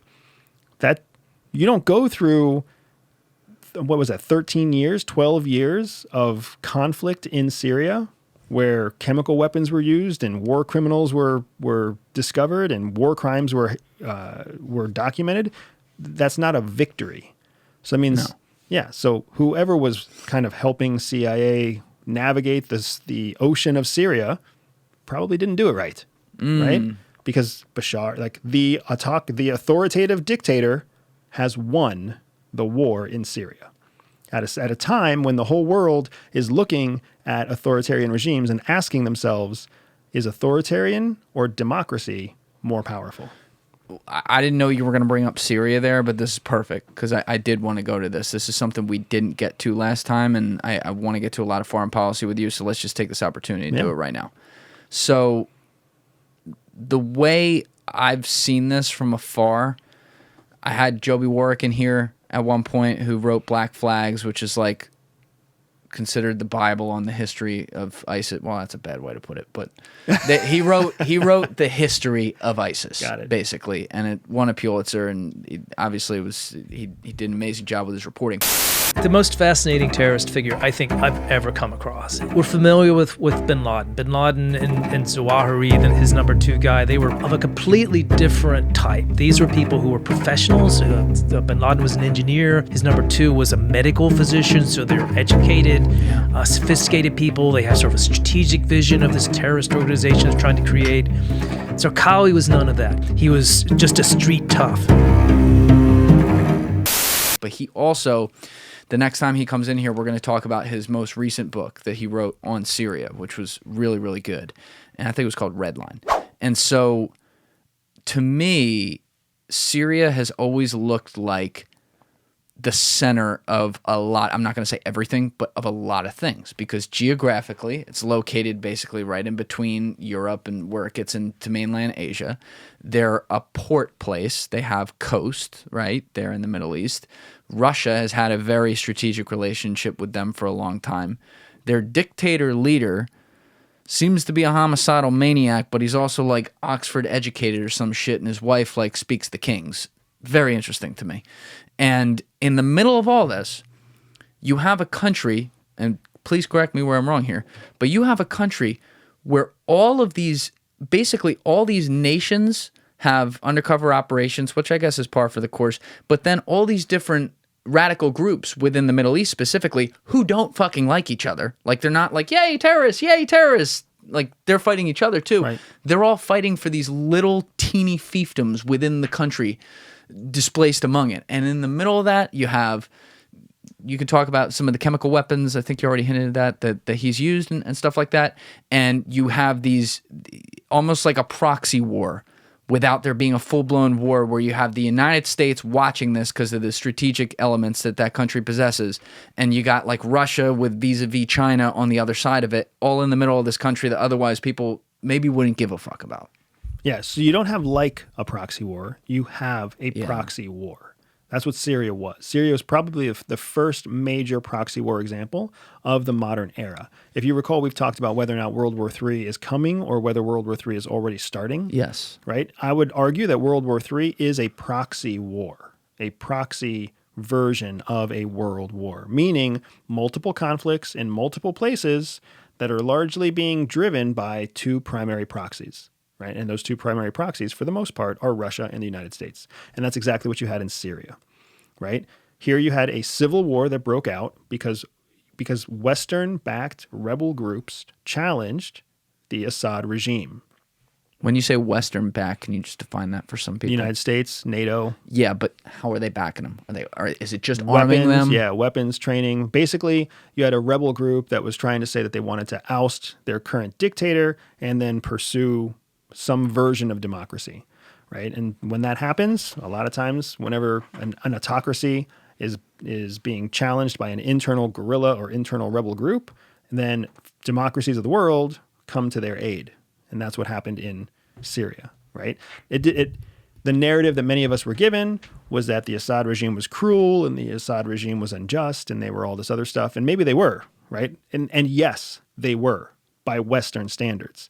What do you mean? What do you mean? By Middle Eastern standards, cruel and vicious is very different.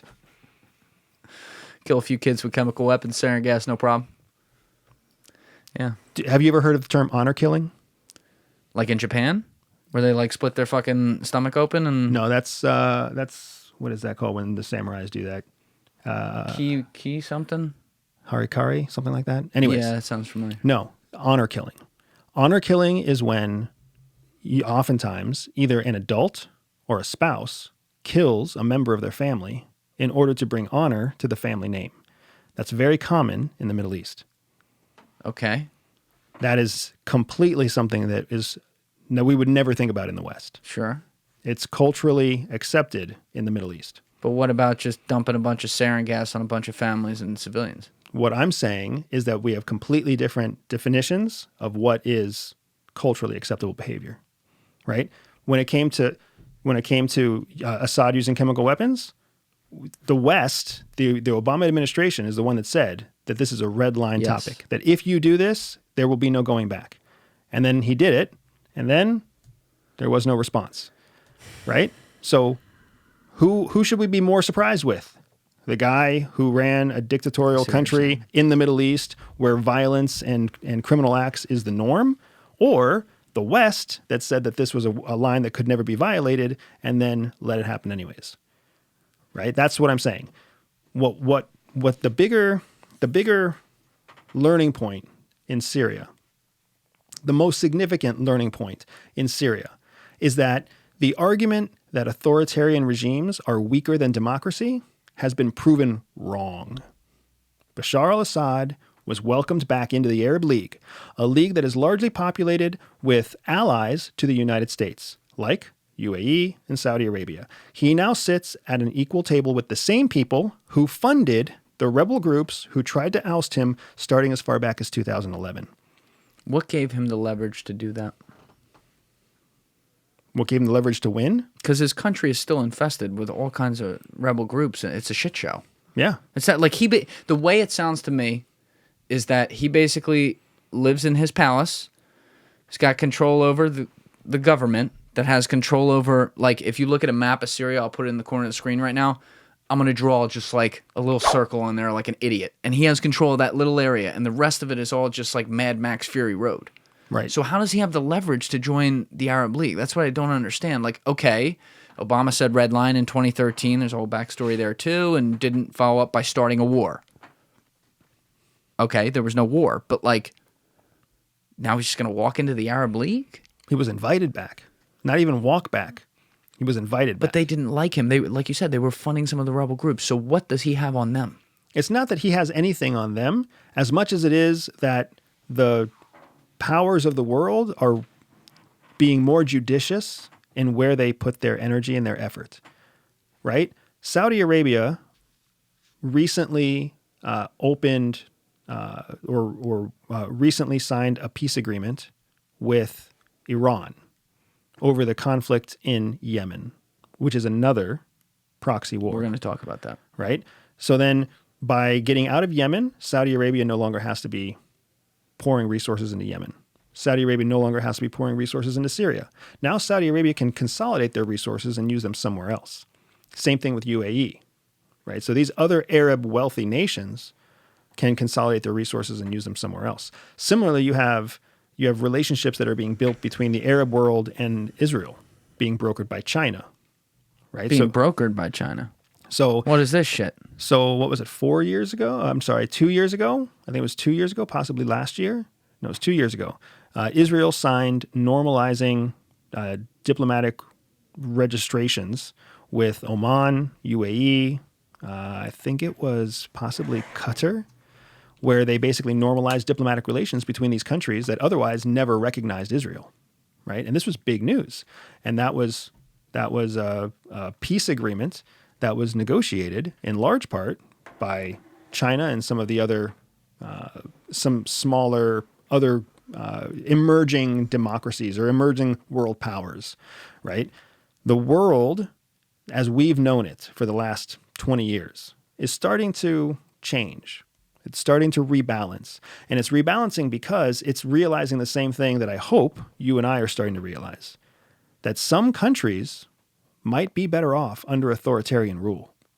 That just because authoritarian and democracy stand diametrically opposed to each other doesn't mean democracy is always right or that authoritarianism is always wrong.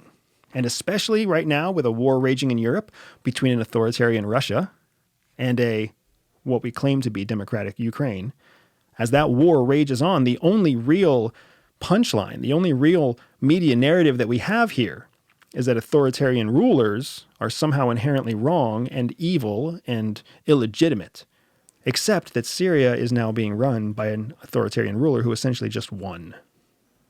And China is reaching superpower status under an authoritarian ruler. The other argument for what you're saying is that democracy is a bit of a facade because in most countries you have two parties. They all get fucking drinks together in the fucking capital. And there's constant gridlock and it's kind of set up so that they divide people, right? That really only exists in our country. You don't think that exists in France? In most countries, there's not just two parties. In most countries, in most democratic countries, there's multiple parties and they form coalitions. They all still get drunk and have fun together, but it's really only in the United States that we create the facade of two parties, but they all still party together in Washington, D.C. Fair. I'm saying like it'll come out to the two majority parties that get more of the attention. I'm going to forget some of the names right now, but you'll also get like, imagine Bernie Sanders is listed as an independent here, but like he calls himself a Democrat when he goes to run for office or something, like he's going into that party. But like imagine he had his own party, right? Which he kind of does, but like imagine he actually had one. A lot of the way I understand, a lot of these countries have like a Bernie and a Hillary, and then like when it comes election time, whoever has more, like they go with that person. Which also is not that much different here, I guess. I'm kind of making my point for myself, but like there's kind of this facade that like, oh, democracy, whatever, you know. To me, I think a lot of it still leans authoritarian, and the difference is the authoritarianism that you're talking about when people don't even have the facade of you know, the people having a say. They can do more if they're a bad person, and most dictators obviously are. They can do a lot more than, you know, the president here can do, because there is, you know, these laws or whatever, you know, there's not, that doesn't, we're talking about honor killings and shit in other countries. Like it's not like that. Right. So I'm not saying like, I think you're right, but it's kind of to me just one coin's a little more discreet about it. The other, one side of the coin's more discreet about it. The other side is just like, oh, in your face, here's some sarin gas. So this is, I think what we're getting at and what you're touching on is really human nature. Right. Yes. There are true democracies, and there's all sorts of different types of democracies. Right. There's representative republics, and there's presidential democracies, and there's monarch-based democracies. Like there's all sorts of there's 1,000 flavors of democracy. But to kind of get to the crux of it, it's about how much voice the average person has. And in the United States, the average person has a voice, but their voice is really only as loud as they let it get to select their representative, right? Their House person, their Congressperson, their Senate person. Outside of that, you really don't have a voice. Your voice really only pipes up every 2 years or so. We all think we matter, but all that really matters, the only way we're really represented in government is by our Congressperson or by our senator. There are other countries in the world where every single decision of the state gets voted on by the people, right? I think Norway's like that. Sweden's like that.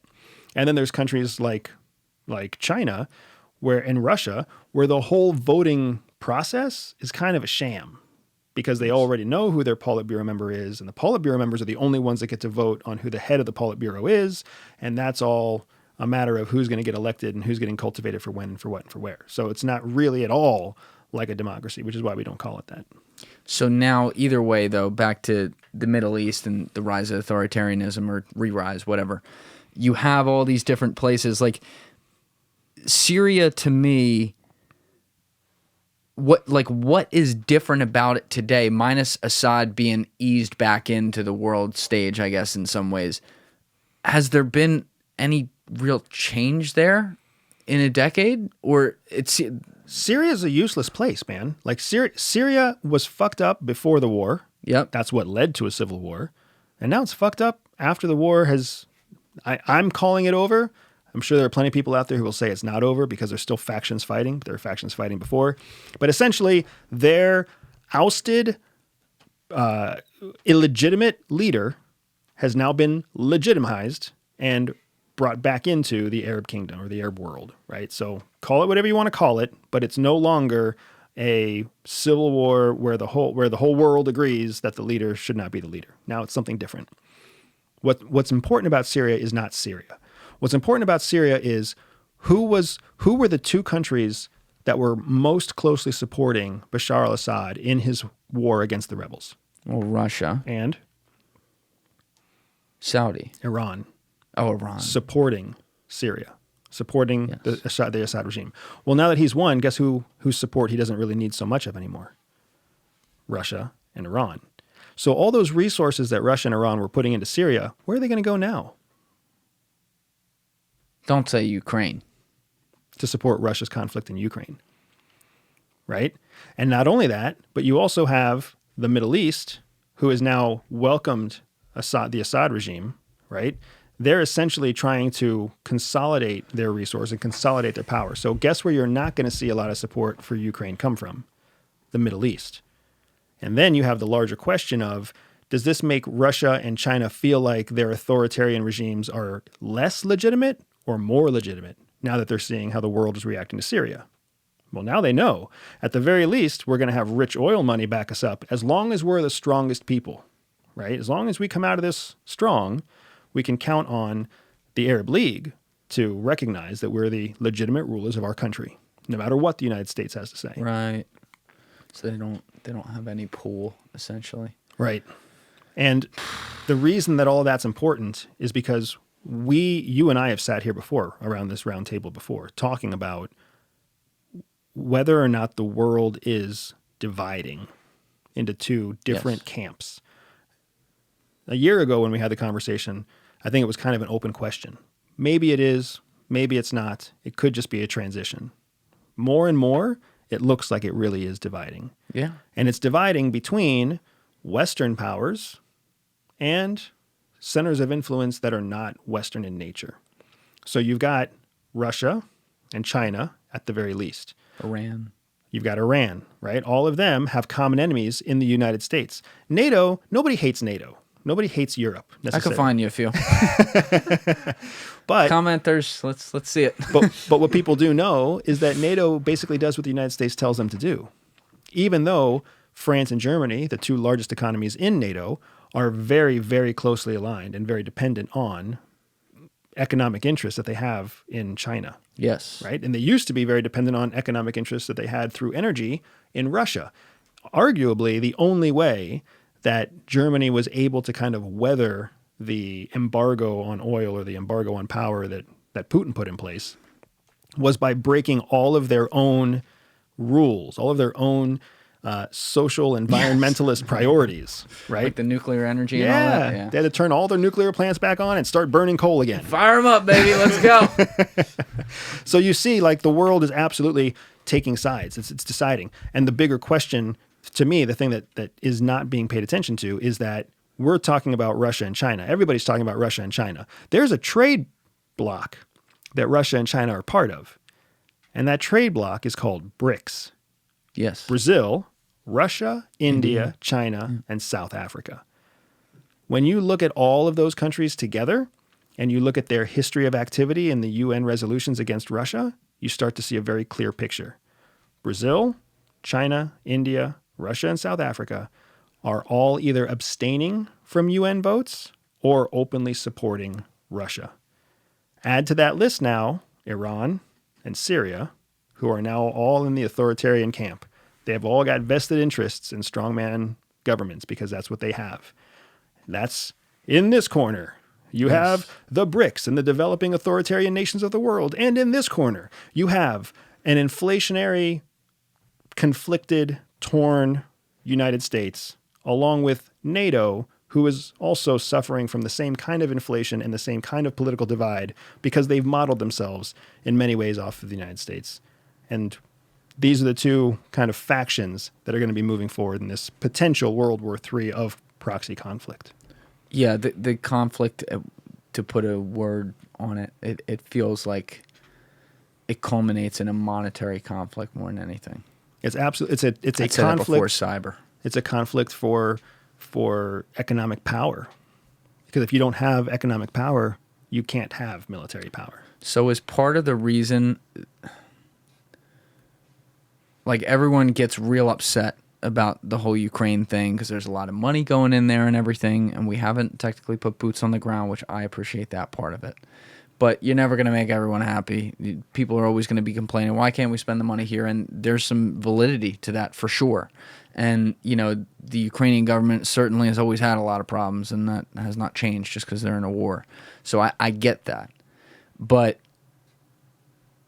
is there a case to say that having a financial interest in Ukraine, and I'll use this term, making them a client state in that part of the world, is really economically a long-term good decision for the United States? Is there a decent case for that? I wouldn't say that there's no case. I don't know that there's a strong case because you have other NATO allies that are already essentially client states, representatives of democracy in the region. So why is Ukraine special? Why is Ukraine different than Romania? Why is Ukraine different than Hungary, right? In many ways, you see Hungary getting very upset about the conflict because they're suffering, they themselves as a country in NATO, as part of in the UN, they themselves are losing resources because of this conflict going on in Ukraine. But Ukraine is actually, and obviously there are some other countries like this, but from a size and GDP perspective, Ukraine is the largest country in that area that is attached to Russia. I think minus, does Germany touch Russia? No. It doesn't. There's Poland between them, right? Poland's south. Yeah. So I'll put the map in the corner for people to follow. But basically, my point is, Ukraine's large. Yes. So if Russia took that, they now have access to the Black Sea. It increases they're also closer to Syria. It increases more of their potential land grab because, by the way, we just highlighted how the whole Middle East is leaning authoritarian. That's probably net good for Russia, right? Yeah, right. So economically speaking, just economically, if that were to happen, if you rolled over and let them do that and then form this whole new block, forget the BRICS even, just like this new block of Russia and countries in the Middle East aligned, we all know they got that oil money out there and everything, that is an economic disaster for the West because you're lining up more countries who at least were forced to do business with us for a while and now they're not. Therefore, Ukraine is kind of like the tipping point, and so we're putting money into that to help push the Russians back to avoid that tipping point. It's there's a lot of what if speculation there, right? So I would say that at an extreme case, you could go with what you just laid out, but it would be a pretty extreme case because more realistically, what happened here is that Russia understands that Ukraine is critical to their long-term survival. Like infrastructure, their oil infrastructure goes right through eastern Ukraine.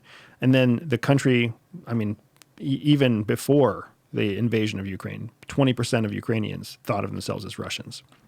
And they have a long history of being connected, right?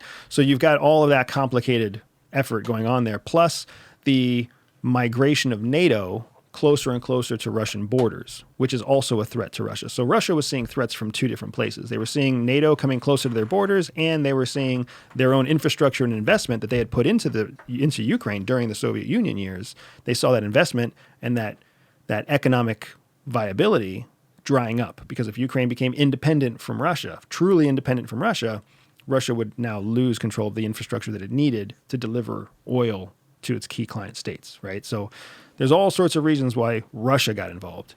Why the United States got involved, why NATO got involved, was really because they saw an opportunity to deplete Russia. That's the strategic benefit for the West. And to be frank, it was the right call. It was the right call to support Ukraine. It was the right call because Ukraine has now been spending its own effort, its own resources, its own lives, fighting with a country that we used to be concerned was a global power competitor. And they're winning on their own battlefield. We're battle testing our own weapons, right? We've had a reason. Ukraine's winning now. Well, no, Ukraine on their own territory, Ukraine was able to hold back and control the Russian advance. Russia still controls 17% of Ukraine, right? We've all been waiting for a big Ukrainian counteroffensive. Where's that Ukrainian counteroffensive coming from? It should come at some point, we all hope. But what we really see is the president of Ukraine, Zelensky, on a roadshow through Europe trying to drum up support. Yes. And he's winning support, right? 4 tanks here, 4 jets there, that kind of thing. Some. That's I can understand why the counteroffensive hasn't happened yet.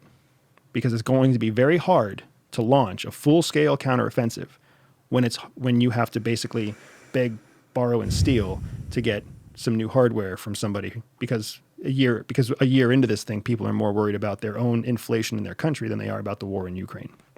So it's a sticky situation, right?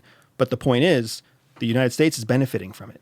We in the United States, we in the West, as much as we want to criticize the war in Ukraine or as much as we want to, support Ukrainians, what we need to understand is that as long as the European conflict stays in Ukraine, we're better off. That's what a proxy war is. Russia gets depleted. China gets depleted through Russia. Everybody's being depleted. The only lives at stake are Ukrainian lives, right? The thing that makes me nervous now, if anything... Wait, how's China depleted through Russia? Because China is actually sending China sends their weapons and their material, their munitions to Russia. If that happens, if they start getting material support, which still hasn't been confirmed, right? So now Chinese stockpiles are going to be used by Russia, just like American stockpiles are being used by Ukraine. So the problem has been, for the last year, that America has no stockpiles to defend America. We've been giving all of our stuff to Ukraine. Ukraine uses more ammunition in a month than peacetime America makes in a year. Russia has been using a ton of munitions, and it has needed to get new munitions because it can't create munitions fast enough either. That's why it's been working with South Africa and why it's been working with China. So the more that there's war in Ukraine, the more that we're reducing our top 2 military threats, Russia and China, right? Because we have to figure out how to produce more. Because our long-term defense interests aren't in Ukraine. They're in Asia, right? With the Asia pivot and the focus on Taiwan and everything else.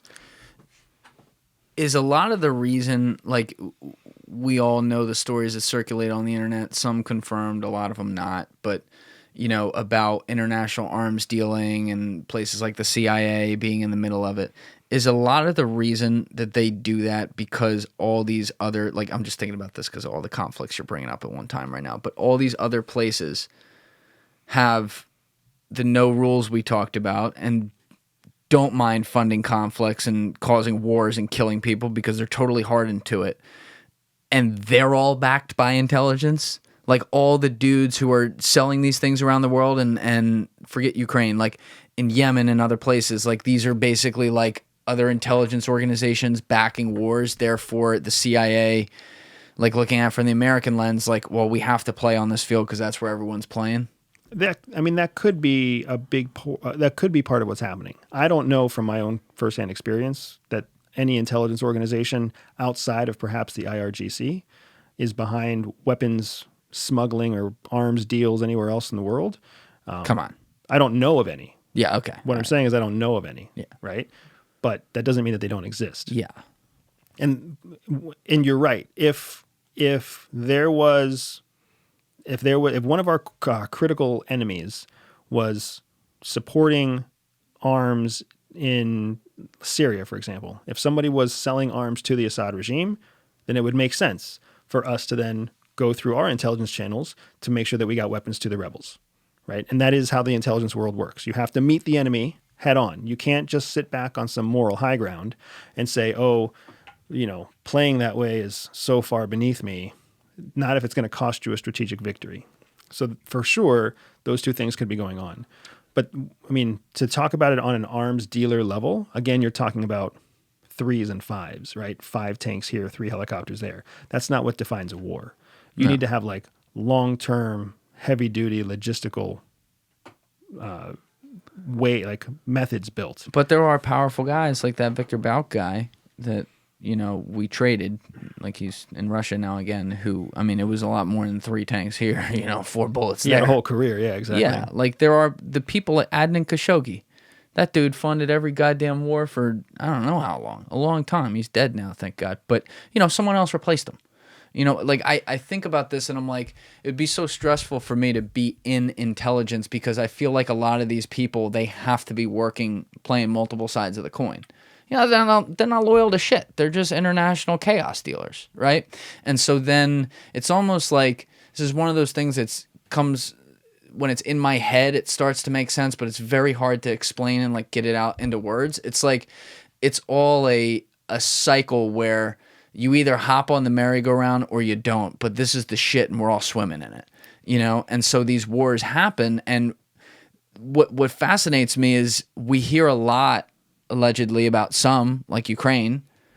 We hear a little about Syria, a little. Most people I say, where's Syria? They go, fucking Africa? I don't know, right? A lot of people don't know. But then you hear fucking nothing about like the war in Yemen. Right. And yet that is a proxy war between Iran and Saudi Arabia. Are there other people involved there though too? I mean, there were lots of people involved until Iran and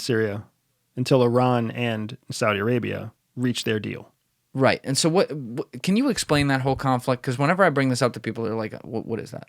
Like, no idea. Yeah. So I think what's important here is to understand that from the time that Ukraine launched, right, that when Russia invaded Ukraine in February of 22, yes, both Syria and Yemen were still war zone area. They were still wars, active wars. So the world has been so focused on Ukraine that these 2 other conflict areas have mostly resolved themselves, right?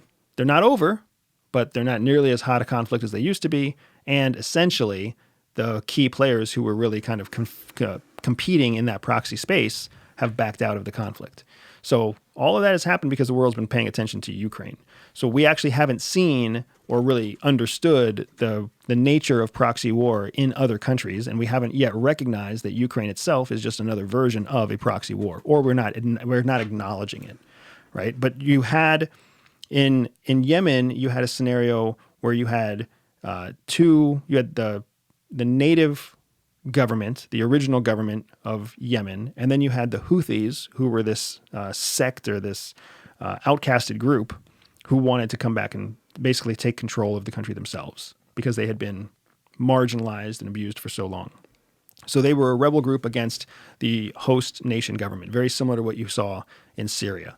And then you saw the Saudis come in and support the original government, and then you saw the Iranians come in and support the Houthis, and you had the UAE come in, and you had America get involved, and you had countries from all over the world get involved in Yemen, just like you had so many countries get involved in Syria. Yet the same thing happened in Libya. People forgot about Libya also, right? Proxy warfare has been a defining character trait of global geopolitics since 2010.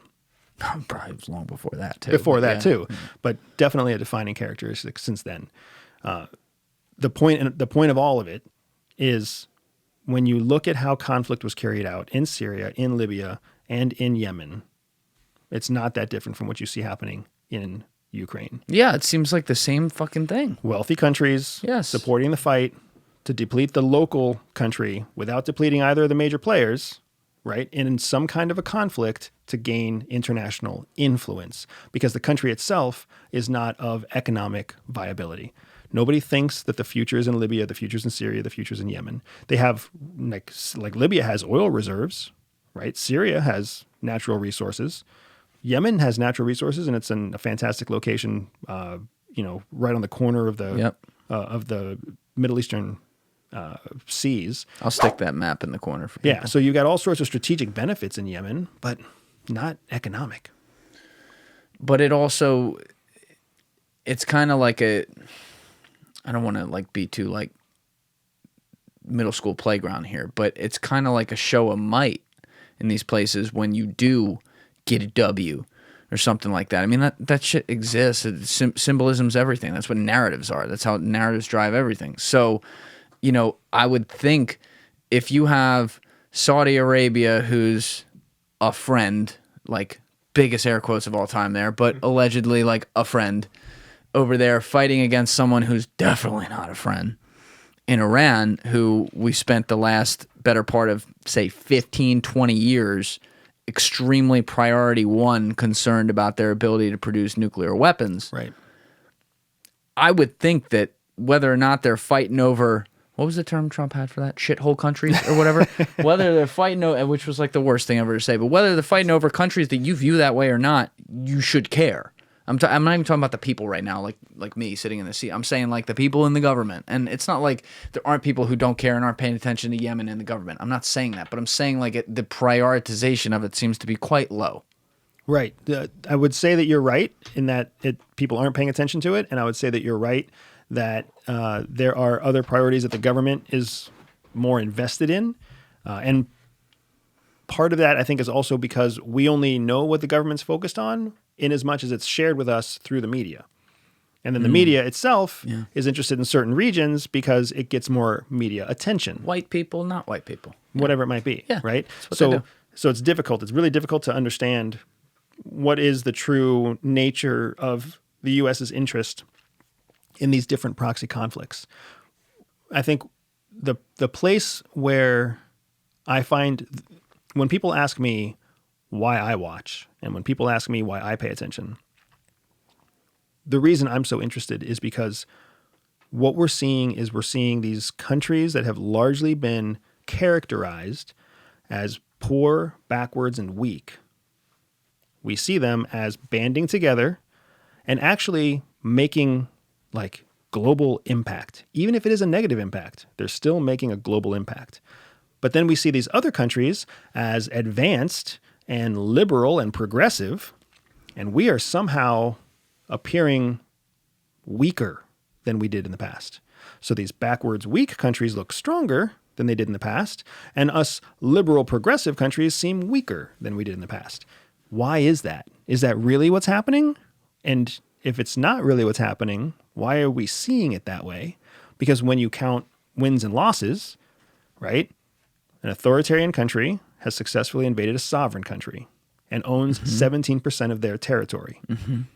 A authoritarian country is the number 2 wealthiest country in the planet right now, and has everybody kind of on edge everywhere. An authoritarian country that was deemed illegitimate in 2011 is now being recognized as legitimate again. But we also deem, like, this is so... It has to do with who's playing nice in the sandbox with us. Like, we didn't... There's some media rhetoric against Saudi Arabia and stuff, but that's about it. They've been a friend forever because we love their fucking arms, baby. Like, that's what we're doing. Well, they love our weapons. We love their oil. Yes, I'm sorry. I had that ass backwards. My bad. We love that. And then when we need it, now we have some friction there because we have been trying to take that holier than thou ground, which on the surface I agree with, but you're getting to a hard truth here, which is that sometimes you got to play with the bad guy. Sometimes you got to play with the bad guys. Exactly right. Yeah, that's a tough one because, Bin Salman over there is a psycho. And if you piss him off, monetarily, they got a lot of power. We know that. Locationally, they got a lot of power. And, the 500-pound elephant in the room this whole time that's been coming up around all this is Iran. And, we obviously I mentioned their nuclear bomb a few minutes ago and that whole worry. But, it does seem like over the past 3-4 years, that has become like the main focus in there. I think, was it Jim Lawler who he said China was his number 1 overall concern, but Iran is like his number 1 immediate concern. And then there were a couple other like, government people who've said like Iran's the big problem. And I think that it's a little bizarre what we've been seeing from there, because we saw these protests happen in like, I don't know, September, October, something like that. And there's still some of that going on. But the regime that's been in power since 1979, which is a psycho, old school conservative Islamic regime that, doesn't have any type of first world interests, I guess you could say, they still seem to be holding on to power just fine and committing atrocities now pretty openly with respect to some of these people they've killed at these protests. And all the while, we remain seriously concerned that they're closer to a nuke. And it doesn't sound like we have something up our sleeve at the moment like we did in like 2013 with that, the hacking we did into their nuclear facilities. But like what, is Iran towards the top of your list too? Like, is that like top 3, like something that you're concerned about? And what's the worst case outside of like nukes? What's the worst case scenario there? Yeah. So one of the reasons you're seeing so many former government types preach on about Iran is because of they're old hats. They're old hats coming from the global war on terror. And Iran is a major player in the global war on terror, right? So let's take a look at Iran right now. So Ayatollah Khamenei is aging. He's quite old, and they're already planning his succession.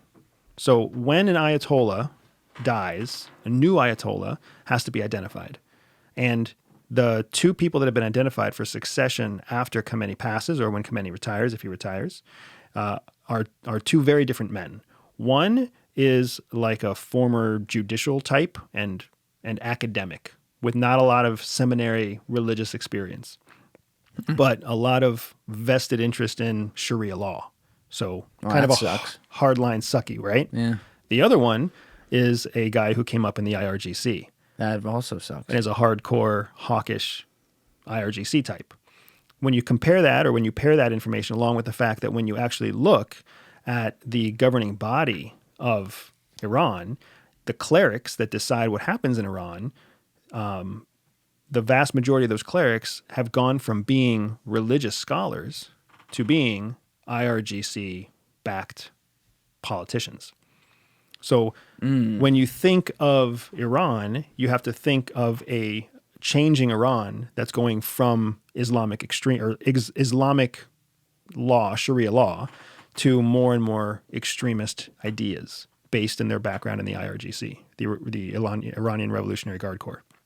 Shit or a fart. I mean, they're both bad. They're both bad. Yeah. Yeah, right? Both of these options are bad. One of them is more tactically dangerous.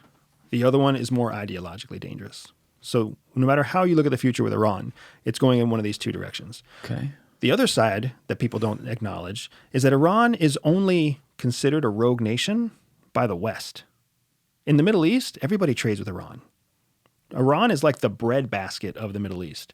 When I lived in Abu Dhabi, some of my favorite food to buy was food that was grown in Iran. Excellent fruits and vegetables, right? When you look on any kind of geopolitical map, it'll show you that the UAE and Iran are enemies, but not in trade. Right? Same thing with Saudi. Not in trade. All these countries are trading with Iran because Iran is the nearest and richest location for agricultural goods. That's why they're never really truly outcasted. Yeah, we keep their lights on. Those places are keeping their lights on. Correct. So when you ask me the question of, what's my concern, what keeps me up at night about Iran, it's that Iran is really the last strong bastion of Islamic extremism, of radical Islam all over the world. They fund Hezbollah. Can you explain that? Funding Hezbollah? Yeah, so before we started seeing proxy wars, what we started seeing were proxy military militias. Militias that carried out certain operations in different parts of the world, but were supported financially by a third country. So weird. Yeah. So you've got Hezbollah, who is now the primary government power in Lebanon, backed by Iran. You've got Hamas, which is the primary primary body of conflict against the Israelis in Israel, backed by Iran. You had the Houthis in Yemen that were a separate fighting force, a proxy, funded by Iran. And that's kind of how Iran works. They fund these extremist groups operating all over the world. And that's their kind of key to maintaining relevance and power, because they can fund these groups can execute certain operations, and then Iran can sweep in periodically and choose to use their actual IRGC forces or their military capability to support these operations depending on where they are. So some people suspect that it was actually Iran who launched the airstrikes against the power plant in Saudi Arabia back in 2001, I want to say it was. So credit went to the Houthis, but it was actually the Iranians that did the dirty work, right? Yeah.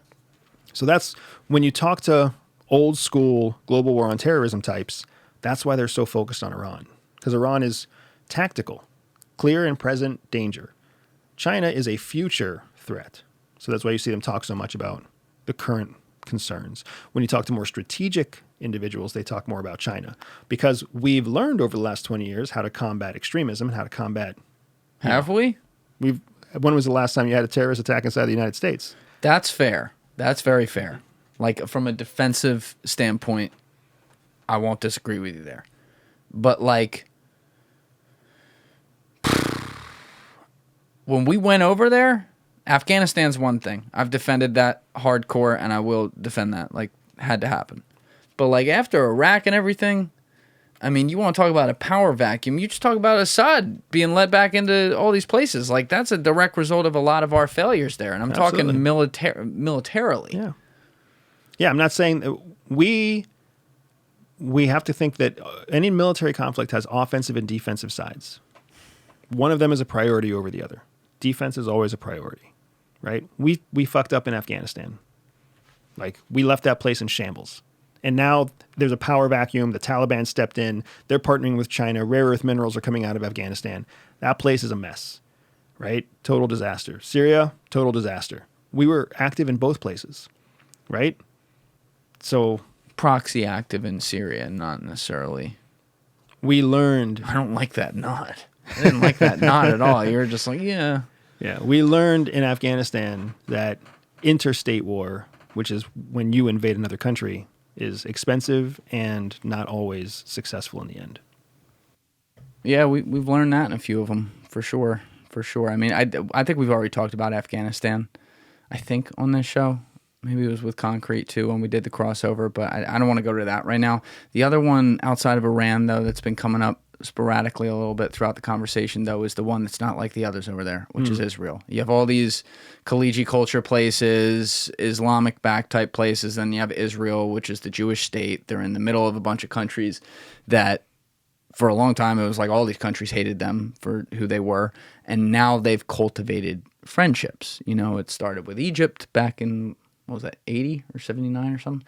And then some of the other, like, they have a good relationship with Jordan, and they're very, you hear about them a lot because they have the total survival instinct there. I mean, let's call it what it is. We're less than 80 years out from, like, all the ancestors of these people, including some of them who are still alive, were attempted to be exterminated. So they have a worldview and an understanding of, like, survival and worry about me that few other places around the world have, and I always take that into account with how they operate. But you know, it seems like Mossad and their intelligence arm is the most impressive one that I've heard in the world, just with the shit they're able to pull off. How much of the things we're seeing in the Middle East, be it with more friendly countries like the UAE, Saudi Arabia, for sure, in this question I'm asking, like, how much of that do you think is driven by Israel's success in leverage from an intelligence perspective and being able to formulate places not hating them over there, and that also is like kind of an extension of our interests here? So I wouldn't necessarily, I mean, Israel's a very advanced intelligence infrastructure for sure, but I wouldn't necessarily say that their increase in diplomatic clout is a reflection of their intelligence service. I think it's more just a representation of their advanced diplomatic clout. So a lot of what you see Mossad do around the world is partner with other services, other intelligence services, over common enemies like Iran. Yes. Right? So that's where most of their work is. They don't put a great deal of effort into trying to create covert influence campaigns that win support for the Jewish plight. That's not really what they do. They don't really need to because they have statesmen and politicians who are very effective at that on their own, right? And let's not forget that that Israel is a very close partner to the United States. So the United States also wants to see Israel win friendships with other strategic allies in the region, especially in the world that we've seen for the last 5 to 7 years and for the world that we're going to continue to see for the next 10 to 20 years, where people have to pick sides. Whether they pick sides like with true loyalty or whether they just pick sides out of convenience, we don't really know. So I think that's a lot of what you see going on in Israel. Israel's a fantastic example of how scrappy and resourceful a country can be when it really is facing an existential threat. Sure. We talk about, you hear the word existential threat thrown out a lot in American politics. You'll hear pundits get up on stage and talk about how existential threat to our democracy, existential threat to our future, existential threat to our success. We are not facing an existential threat. There is nothing out there that actually threatens the existence of the United States. Nothing that I know of can overnight destroy our political infrastructure or kill every known American. Just doesn't exist. Okay. In Israel, they actually have to face existential threats. I see what you're saying. Okay. Overnight, they could totally be obliterated. And that's a very real threat to them, right? So they have adopted a methodology there. The Mossad has adopted a methodology that is constantly combating that level of threat. When you say methodology? When it comes to physical attacks on individuals, when it comes to the risks that they take to like either... what? Well, I mean, Mossad does some of the most daring raids.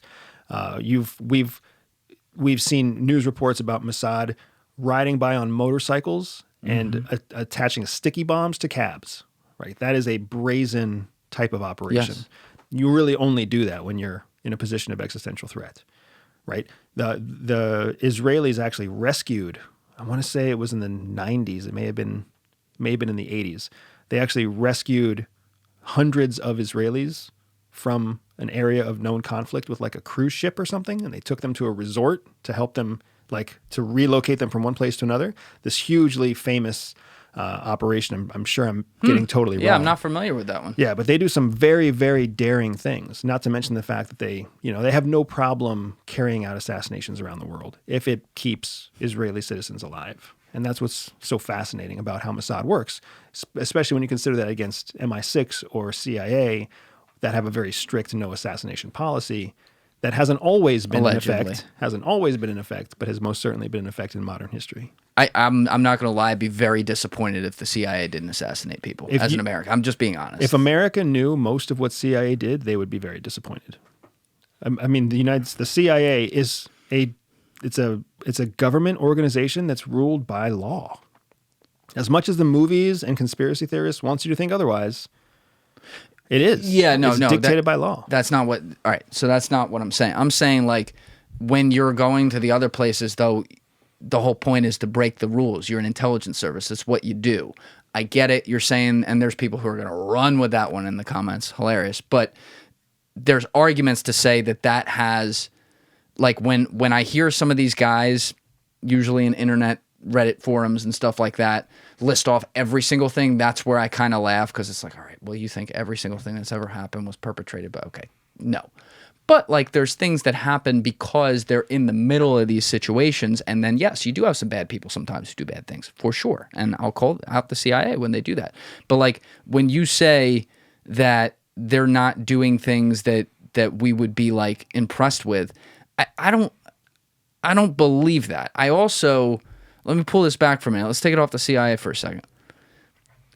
Even just the little bit you're describing right there of Mossad, you started that out before that saying that it's mostly Israel's effective diplomacy and stuff that does things. That gains their international clout, that gains their influence. But it sounds like these are the exact type of things that would help gain that influence when you have talented individuals who are able to pull off this much brazen shit. You don't think like... that they're doing that around the world to be able to protect themselves in a very hostile environment that they live in? I'm sure that's why they're doing it. I don't know that it's going to gain the influence that you might think it's going to gain. Like, the world doesn't work like people think things work in Hollywood, right? A country's state government is not impressed when your covert intelligence arm goes in and assassinates a threat to your future existence. That does not help you win friends and influence people on the world stage. Well, the whole point is they don't know. When you're Israel and you do stuff brazenly through Mossad, the whole world knows. Okay, yes. Right? Yes. That does not win friends and influence people, because what that does is it sends a message to everybody. We can do this to you if we want to also. So that's why that speaks to just how talented their diplomats really are, because their diplomats, even in the face of brazen Mossad operations, can still go up to a country and say, we only did that to this country, oftentimes it's Iran, because of this specific threat that they posed against us, and that person that we assassinated, or that bomb that we put on the car, neutralized this individual on this day because of this specific thing, right? It's a much more complicated game than you would think. It's not like people just want to be friends with the tough kid on the street, because the tough kid can also beat you up too. So I was getting the impression that what you were thinking is that both sides win influence. They don't. If anything, it's that much more of a testament to the fact that Israel can make friends with the UAE and with Saudi Arabia, with Oman, Sure. right, with Jordan, even in the face of them demonstrating its capabilities. Yeah, there was a lot of things on the table there. That was my bad. So at the beginning of what you were saying, I wasn't following you for a second, but I completely understand when you're talking about when you're literally like putting a symbol on it and saying, we did this. Right. Fine. In order to win at the table, though, I don't think it's as simple as someone's just an expert negotiator who can go in there and make you their best friend and just be, con somebody into thinking, oh, don't worry about that. I think there has to be some level of talent that acquires things to get you in that room. I think that's what the CIA effectively does for us here. And like when I talk, I joke about the assassination thing, but like, yeah, there's some really bad people in the world. And part of intelligence agencies around the world is like, if they can get their hands on someone and take them out quietly who's awful, hopefully they're making the right judgment there, and like they actually are awful, and it's not just an abuse of power. But having a guy like Joe Tedeye in here, like that's what he did. So my first deployment was to Iraq, and the first time that I actually pulled the trigger shooting at somebody was at a hotel that we were staying at, and our hotel got attacked in the middle of the night by a bunch of douchebags that showed up outside, shot RPGs at the hotel, and I ran up on the roof with a bunch of other dudes, and they were across the street in an abandoned building, and you could see their muzzle flashes. It was like whack-a-mole. He was ground branch. He was the goodbye guy. You go there, we're not seeing them again. Not always. Sometimes it was capture. But you know what I mean? So, you're saying Israel does this much more above board sometimes as a symbol. They got to be doing it not above board, though, too. You're talking about terrorists. Terrorists are completely different than world leaders, or completely different than like senior. There's no ground branch guy who has sat at this table and told you that he killed world leaders. Oh, yes, or told you that he killed any kind of engineer or scientist. Yes. Well, I don't know about the last. That's a more complicated one. But world leaders, yes. I understand what you're saying. Unless it's like... That's what assassination is. Neutralizing a terrorist cell is not considered assassination. Right? Assassination has to do with a certain level of power that the individual who is being neutralized carries. That's right. Shit. There's so much going on in my head right now. It's all good, man. That's the curse of being the host. Some of these words are breaking my brain right now, but that's 100% right. Okay, so let me reset that then. So forget the word assassination for a second. There are difficult missions to happen around the world. In the middle of all this, I keep thinking about how your examples you were given earlier, being dropped into situations, it's like you're sent somewhere. You're told, okay, you're going to be the operator on this case. Here's all the information. We be getting here. We, the team that's been there. Here's everything you need to know. You're the talent. You can go in there and close the deal and take care of business. How much of it, though, is like you are really an isolated cell at the CIA where you're just brought in and you're read in on the things you do, but you really don't know most of the stuff they're doing because you're not on a need-to-know basis. Even in a powerful position like yours, you're out in the field. You don't need to know about them working on some general in Russia if you're doing some mission in Tanzania. Yeah, it's a great question. And I think it speaks to the fact that the idea that you think that someone in the field has power, I think that that's where the whole thing starts to fall apart. Sure. When you're in the field, you have no power. It's all the people who are in the command offices or the command centers back in Langley who actually have the power. They're the ones who are read into multiple cases, multiple operations, and trying to deconflict. Generally speaking, when you're out in the field, you have the autonomy to do what you think is right and what you think is best, but you have a very narrow scope about what you're trying to execute. So going back to our initial conversation about the difference between the military and the agency, in the military, you have a very narrow scope and you have a very narrow set of your own decision-making capabilities because you have to operate within the confines of what your supervisor said and their supervisor said and their supervisor said, and you're being like closely monitored in every aspect of your military job. Like pilots have 1,000 people watching them at all times. What's your altitude? What's your airspeed? What's your heading? And how much does it vary from the flight plan that you set? Like it's not a fun job when you're in the military. The agency gave us much more flexibility than that, but still just a very narrow scope. We didn't know almost anything. If I'm walking down the streets of any city in Africa or Asia or Latin America, there's operations happening all around me I have no idea about. Sure. There might even be people who don't know that I'm there because they don't have the need to know that I'm there in their city or in their country. And that's just kind of the nature of the beast. That's how we compartmentalize things to keep the individual officer secure, but also how we keep other operations That's the secure. word I was looking for, compartmentalization. It seems like there is, out of a necessity of the power of a secret and having the most limited number of people knowing it to avoid it getting out, there is significant compartmentalization Right. at CIA. Right. Okay. Yeah. And that's a core to our methodology. It's not only how you make the most out of every officer, because this way you can have a junior officer who might get experience in Latin America, and then in their mid-career you can send them to Asia, and then Sure. in their senior career you can send them to Europe, right? Because you can compartmentalize what they were exposed to, and you can compartmentalize them from each of the operations where they were participating. So you get the benefit of all their skills and all their experience without having to share them or share their background or their operational history with everybody who works in all three locations. How often did you get to go on missions where you were working with other intelligence agencies? Surprisingly often, but I wasn't always the person that got to work with them directly. What do you mean? So when you put an undercover intelligence officer from the United States with an intelligence officer from another country, you're basically outing the intelligence officer from the United States to that person, right? Yes. So if you were an intelligence officer for, say, Canada, and I'm an undercover officer for the United States, when we sit together and work together on a case, now I'm no longer undercover to you, which means you can go back to CSIS and you can be like, hey, here's the officer I sat with, here's his name, here's what he looks like, here's when I'm meeting with him again, right? So I'm no longer undercover. Right. So what they try to do is they try to separate undercover operators away from other intelligence officers. So there's a whole different set of officers who will work with foreign intelligence officers. So even with like, what's it called? The I-5? Five Eyes. Five Eyes. Yeah, fuck that one up too. But even with the Five Eyes, which I guess that's America, the UK, Australia, New Zealand. Who am I missing? Canada. Duh.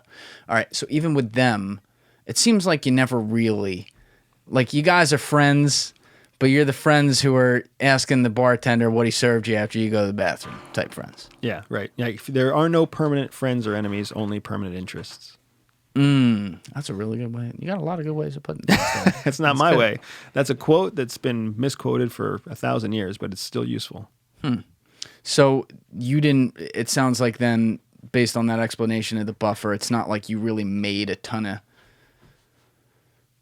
even a strong word to use here, but like relationships with people at these other agencies, maybe mid-level, right. lower, whatever. Right. Towards the end of my career is when I started getting to the place where I had to meet other intelligence officers. Now, why did that happen? Because remember how we were talking about the cone of uncertainty? Yeah. When you're a junior officer, it's easy to hide in your anonymity. But the more operations you execute, the more places that you visit, Sure. the more exposure that you have, essentially your cover starts to, we call it cover degrade. So all of a sudden you might still say that you're not CIA, but the evidence is starting to pile up that you really are. So for many officers in their mid-career and later, that's when they start to have so much cover degradation that they become more useful in that liaison role working with other intelligence services. Did you get to Well, who you had said in the past, like you were really impressed by the Japanese, I think. Are there other ones as well that you got to work with that something stood out like, whoa, these guys are good at X? I mean, intelligence officers from most of the world are really good. Yeah. Most of the world, right? Especially when you're talking about the first world G7 countries. The Brits are amazing. Mossad is excellent. The Japanese are excellent. The South Koreans are very good. Australians are really interesting. They're like, yeah. And I don't know about that one. They're really interesting. That wasn't good. They're the best ones to hang out with when you want a beer, for sure. But you've got some other first world countries out there that you're just kind of like, I can't believe you're an intelligence officer. Really? There are some countries out there where you meet people like that, and you're just like, yeah. And I don't really want to call them out necessarily, but You're going to tell me off camera. I'll tell you off camera. Okay. They know who they are. Wow. Maybe you got a bad egg. I hope for their sake you got a bad. I mean, that's good for us, I guess, but still. Yeah, I'm so fascinated by it because, it seems like, if you listen to like full-blown conspiracy theories, you're like, these people run the entire world at all times with all things. I think it's more like they're forced to play on the same fields at all times, and yeah, some dirty shit happens sometimes, and you hope it's not you doing it. But you've had such an opportunity to just.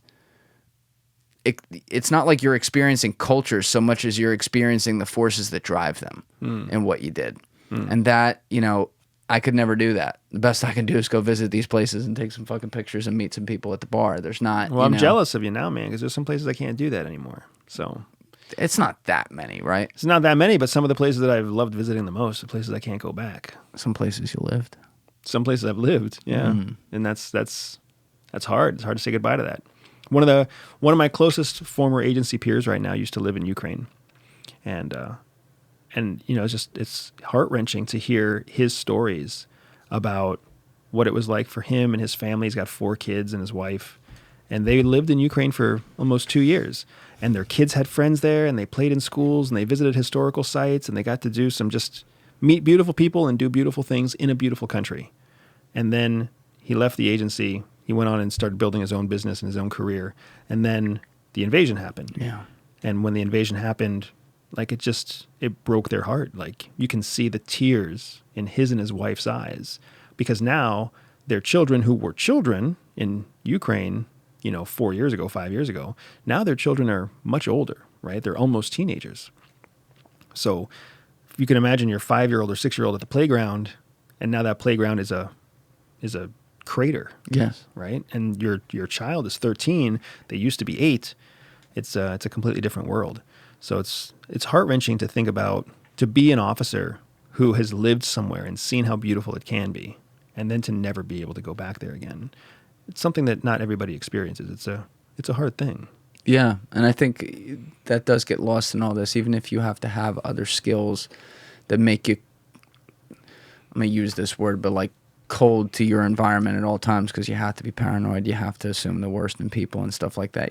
People are still human beings. They still enjoy places to go. Our enemies are governments. Our enemies aren't people. That's, right? Yeah. Our enemies are governments. And the mission of the intelligence industry, the mission of intelligence is to collect secrets about governments that give your government a way of keeping your own people safe. And sometimes that means you're keeping your people safe from some sort of outside attack, but sometimes you're keeping your people safe by giving them the best possible information on a trade or a negotiation tactic that your president can use. But in essence, your enemy is governments, not people. So even when you're on mission in a country where you hate their government, you can't help but fall in love with the people, right? They're just living. They're just scraping by. It's just, you see their history, you see the culture, you see the colors, you see the art, you hear the music, right? You see people dancing in the streets. You see little girls and mothers and children and husbands kissing wives and people dating. Like, how do you not fall in love with humanity? Sure. You just hate the government that you have to work against.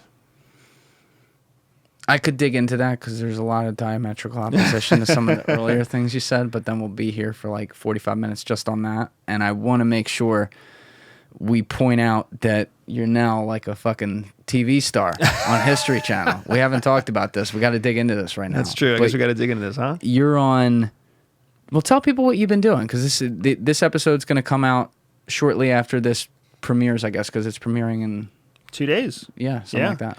Yeah, so not long in late in 2022, I got a phone call from an investigative team in Utah that was carrying out investigations into what was defined as high strangeness. So high strangeness kind of encompasses everything from paranormal phenomenon all the way to UFO sightings and little green men and alien technology, but essentially documented instances of things that can't be defined by modern science.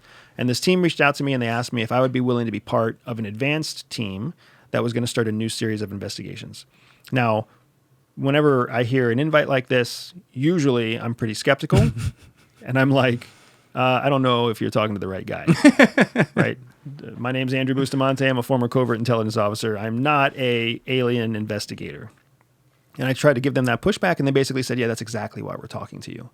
So I went on to have a few more conversations, and it turns out that this investigation, which came to be known as the Beyond Skinwalker Ranch investigation, was a part of a documentary effort by History Channel to document a scientific investigation into these reported areas of high strangeness all over the United States. And it was an extension of an experiment that has been carried out at Skinwalker Ranch in Utah, dating back 3 years, and with just incredible amounts of data collected by the lead investigator out there named Eric Bard and an assigned astrophysicist named Dr. Travis Taylor. For people out there who aren't familiar with Skinwalker Ranch and what's going on, can you just give a basic history of that and some of the things that have been claimed over the years and who owns it today? Yeah, it's hard to give a quick summary for a place like Skinwalker Ranch. So we got time.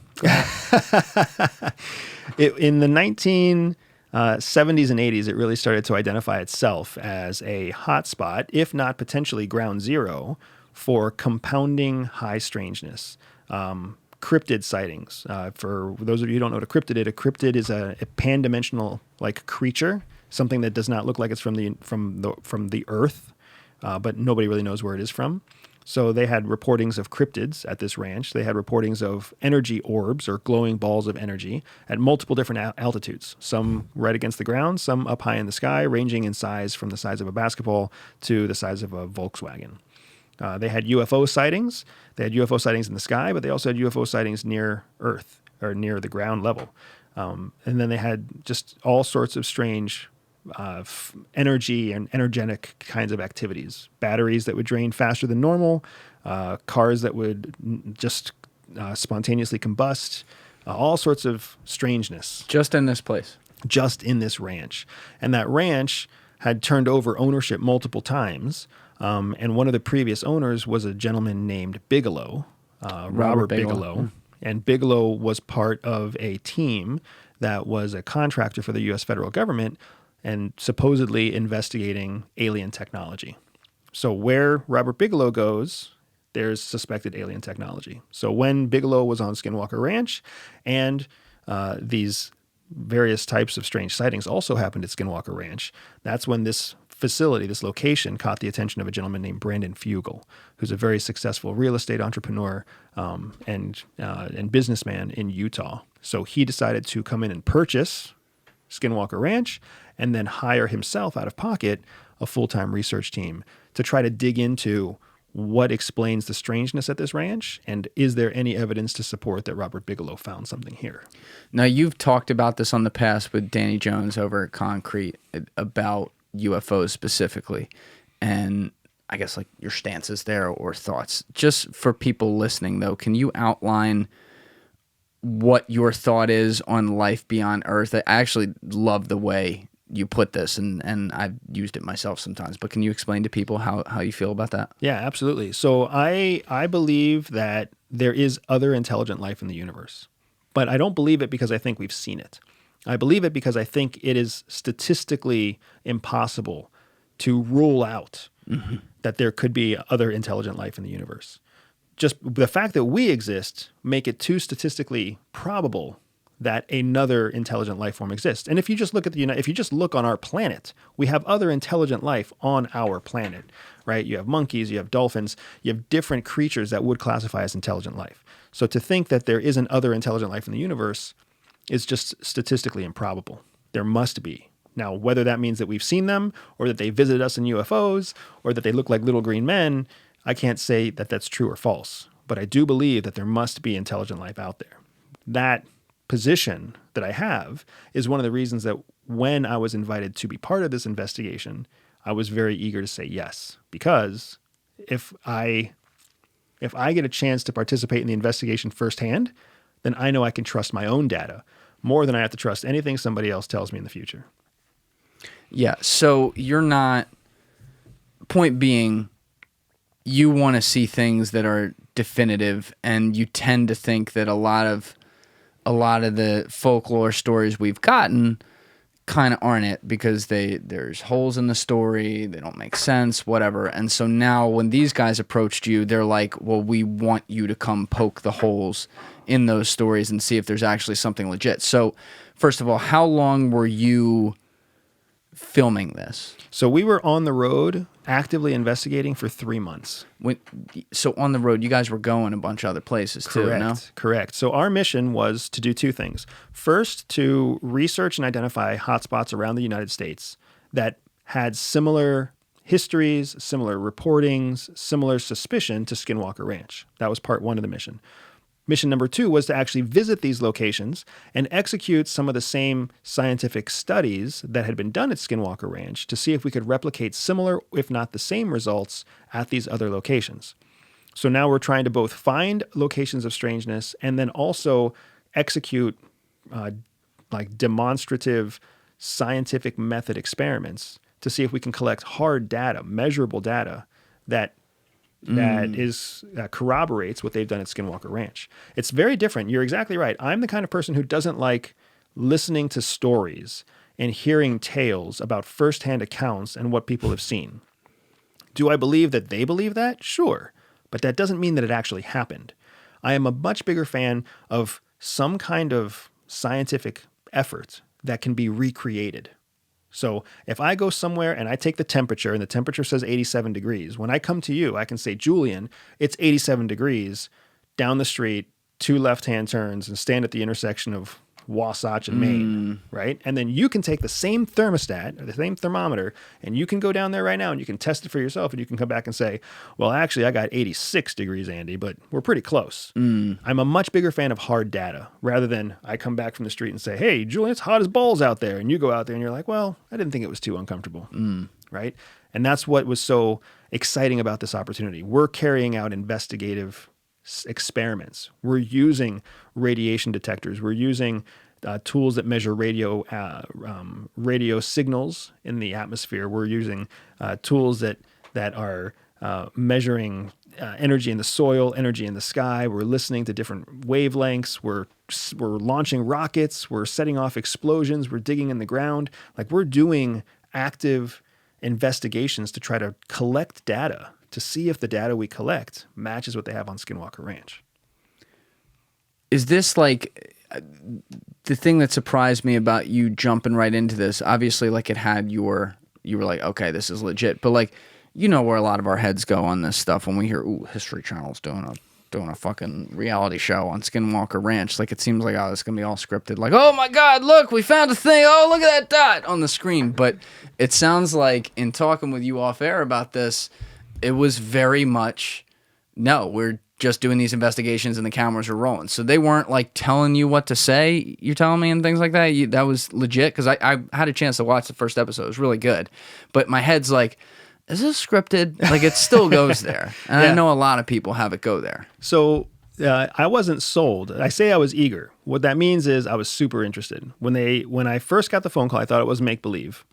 And then when I started talking to some of the casting executives and the different people at History Channel and the production company making it, they started talking to me, and I was like, okay, this sounds like you guys might be trying to do this right.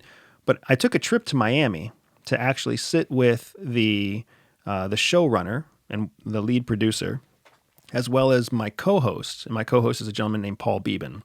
And Paul is an Emmy Award-winning journalist who's reported for Al Jazeera and reported for multiple PBS and other news stations here in the United States. So a very well-respected journalist.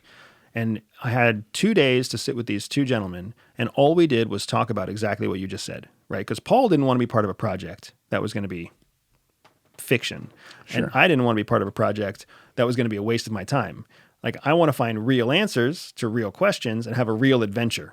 If I'm just going to go from like Holiday Inn to Holiday Inn and like wave my hands in the sky and have to do that and get paid pennies to do it, that doesn't sound like Not fun for to you. me. Yeah.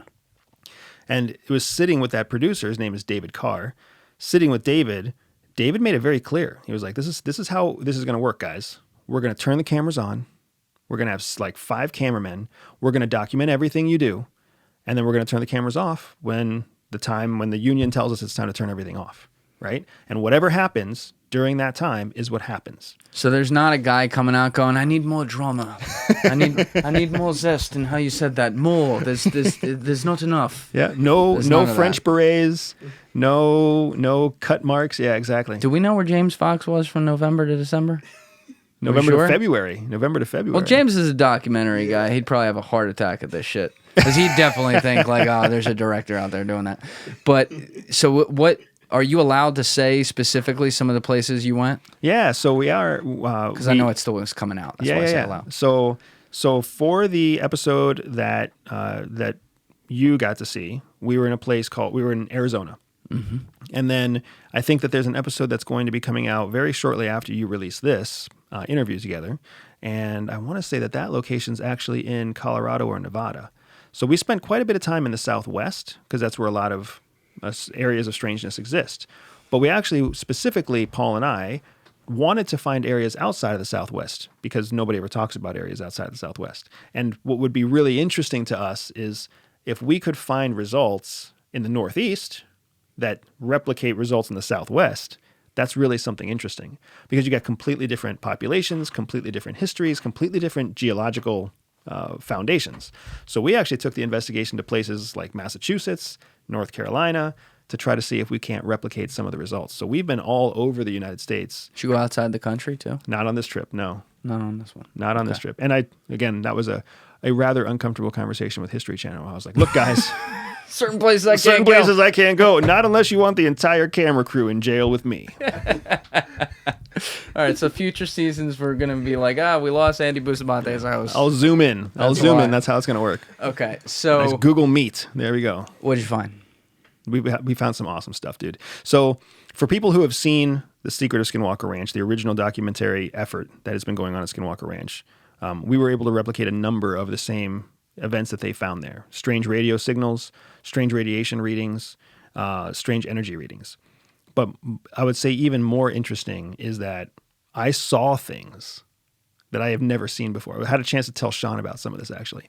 I actually saw glowing orbs, like orbs of light, just round basketballs of light floating in the sky, floating at treetop level, floating at ground level. I'd never seen that before. And I don't know what they were. I ran them against a satellite tracker. I ran them against an FAA airline tracker.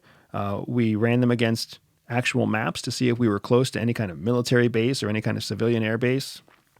And there's no explanation. None that we had. We saw them appear.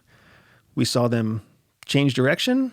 We saw them stay in one direction. We saw them stop moving. Just amazing, amazing things. And that was just one of the things we saw. I watched a man wear an EKG. And I actually saw parts of his brain transform as he was having experiences that he believed were tied to some kind of paranormal or a pan-dimensional phenomenon. Like, I saw this stuff with my own eyes as part of this documentary effort. I had Michio Kaku in here recently who blew my mind. Do you believe in God? Well, I believe in the God of Einstein. He believed in God, but not the God that intervenes in human affairs. It was the God of order, the God of simplicity and elegance. Einstein once asked the question, did the universe have a choice? Is it unique? So universes, you can create universes in an afternoon, but most of them are unstable. Most of them fall apart. Most of them don't work. Our universe is stable. It works. Everything fits together. And then the question is, what set off the bang? That's what we do for a living. We have the Big Bang Theory up to the point where the universe is going to explode. Why did it explode? We think it was a quantum event, and we are here because we are in the universe which decided to explode. So Einstein said, was it all an accident? And he thought, no, it could not have been an accident. Just when you start thinking about the stuff that he does and the possibilities that there are, and he's a data guy, but also like he's a theoretical physicist, so he has to think before data on stuff and then try to see if there's data to support it, right? So you have all different types of ideas that he's found evidence for on much of it over the years. And one of the things that absolutely blows my mind is the multiverse idea. And it's not like he's the guy who came up with that. It's been something that's been discussed and everything. But he explains it so well by kind of likening these types of universes to like a finely tuned radio. Meaning like the reality we're in right now, it's tuned just to the right spot that we're here. And you and I are Right. interacting with this table, even if it's some sort of simulation or something. Like we are in existence together.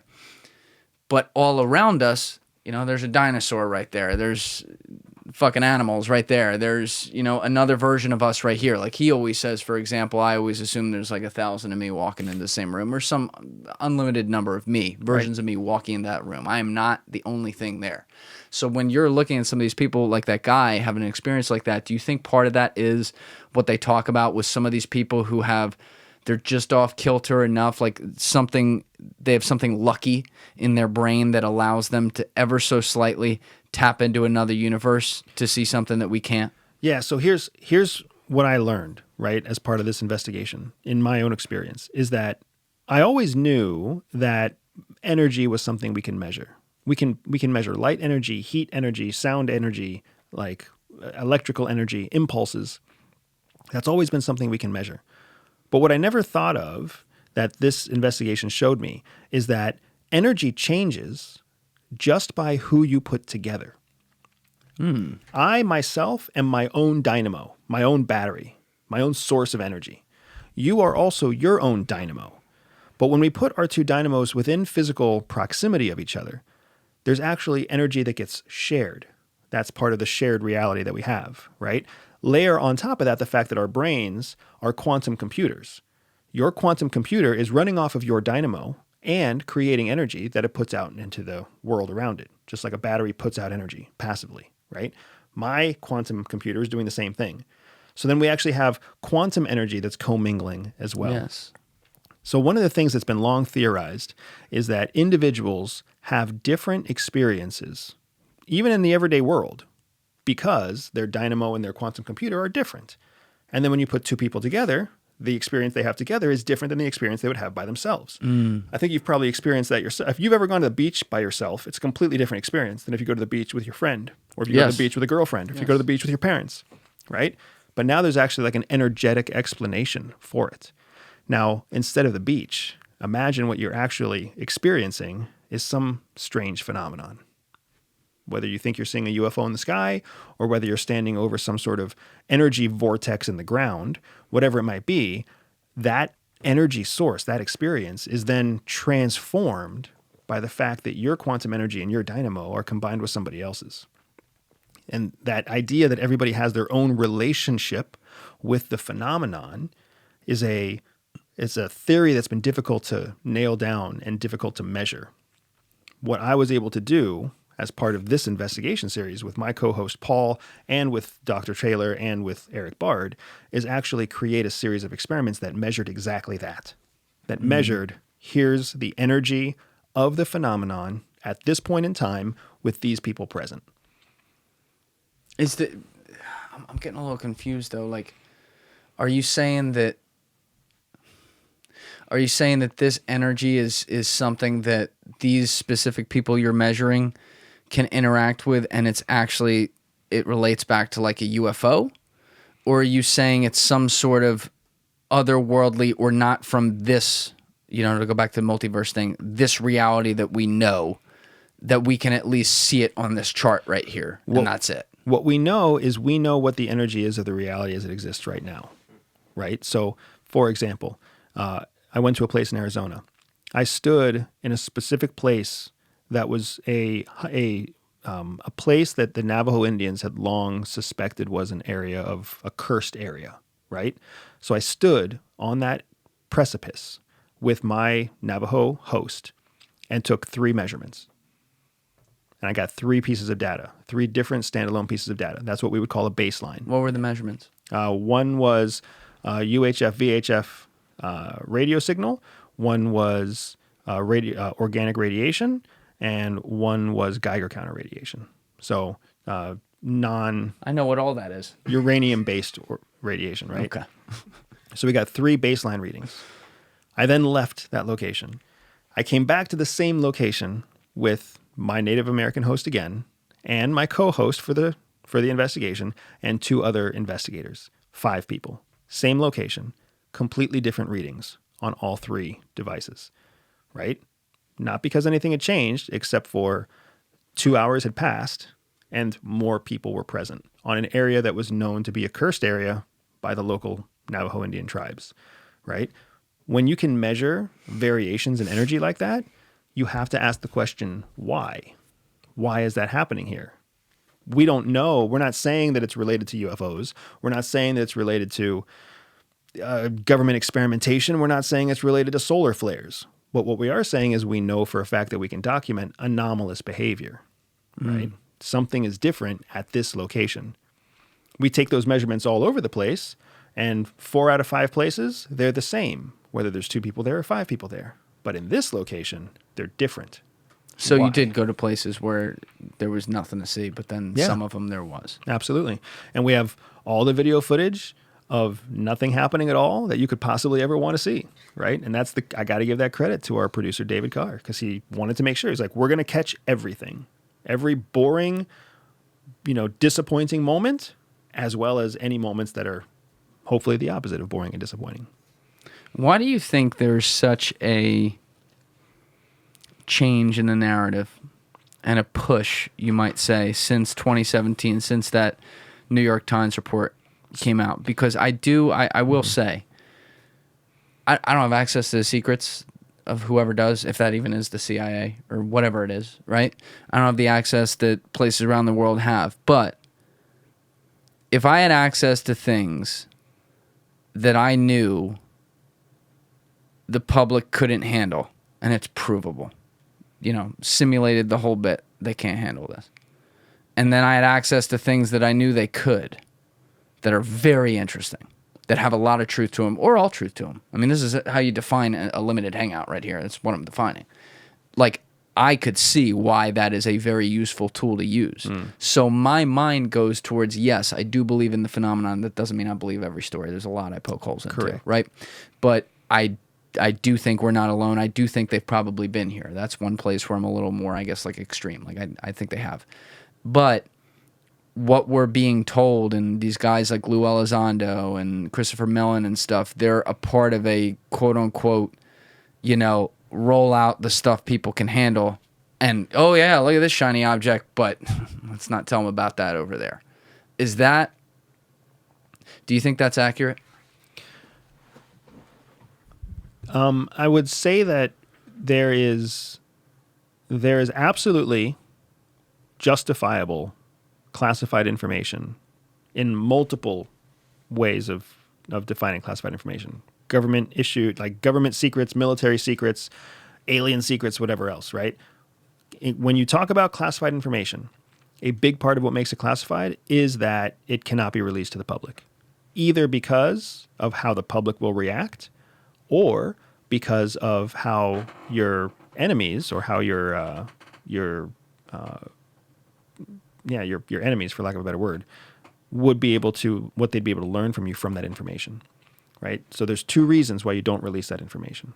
You don't know how the public's going to react, and you also don't want any of your enemies to get access to the information that you have.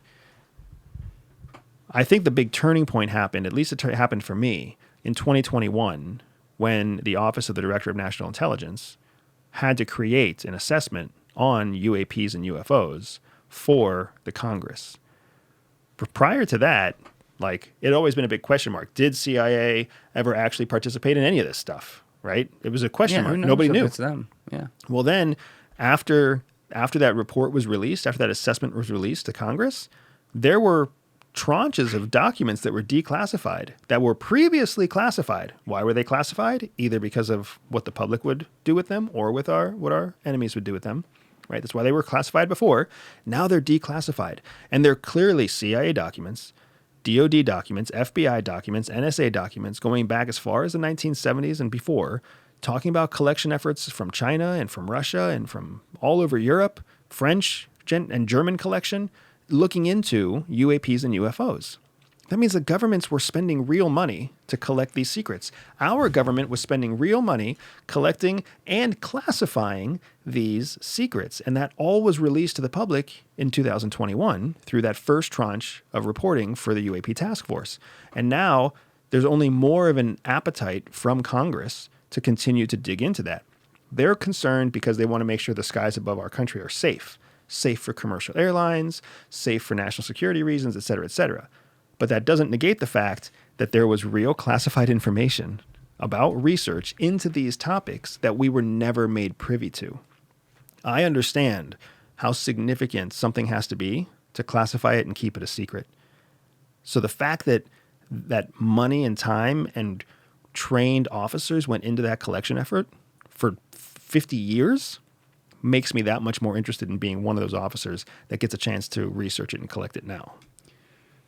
In your career, did you ever have access to, let's say, government secrets that were so big that humanity could never find out about it? Humanity is too big of a word. So I would say I have never had access to anything that would impact humanity. I have absolutely had access to secrets that would impact how the American public would respond. What do you mean by that? Meaning the roles that I filled, the operations that I partook or that I participated in were operations that were relevant and impactful to Americans. They were relevant and impactful to other countries as well, but never humanity as a whole, right? Meaning it could change the narrative on how Americans view certain foreign conflicts in the world if they found out about it. Correct. Okay. So as an example, Henry Kissinger, who was a famous politician under Nixon, the man who kind of brokered diplomacy between the United States and China, communist China, after Mao Zedong took over. Yeah, how's that working out? Yeah. But Henry Kissinger is still alive. He's like 101 years old, I think, this year. Fucking guy won't die. And he just did an interview for the Economist, a UK-based newspaper, a UK-based news source. And in that news report, in that interview that he did, he very openly discussed how the best path forward for the United States and China is for both countries to start a systematic approach of lying to their people. He said this publicly. Yeah, he said that in the interview.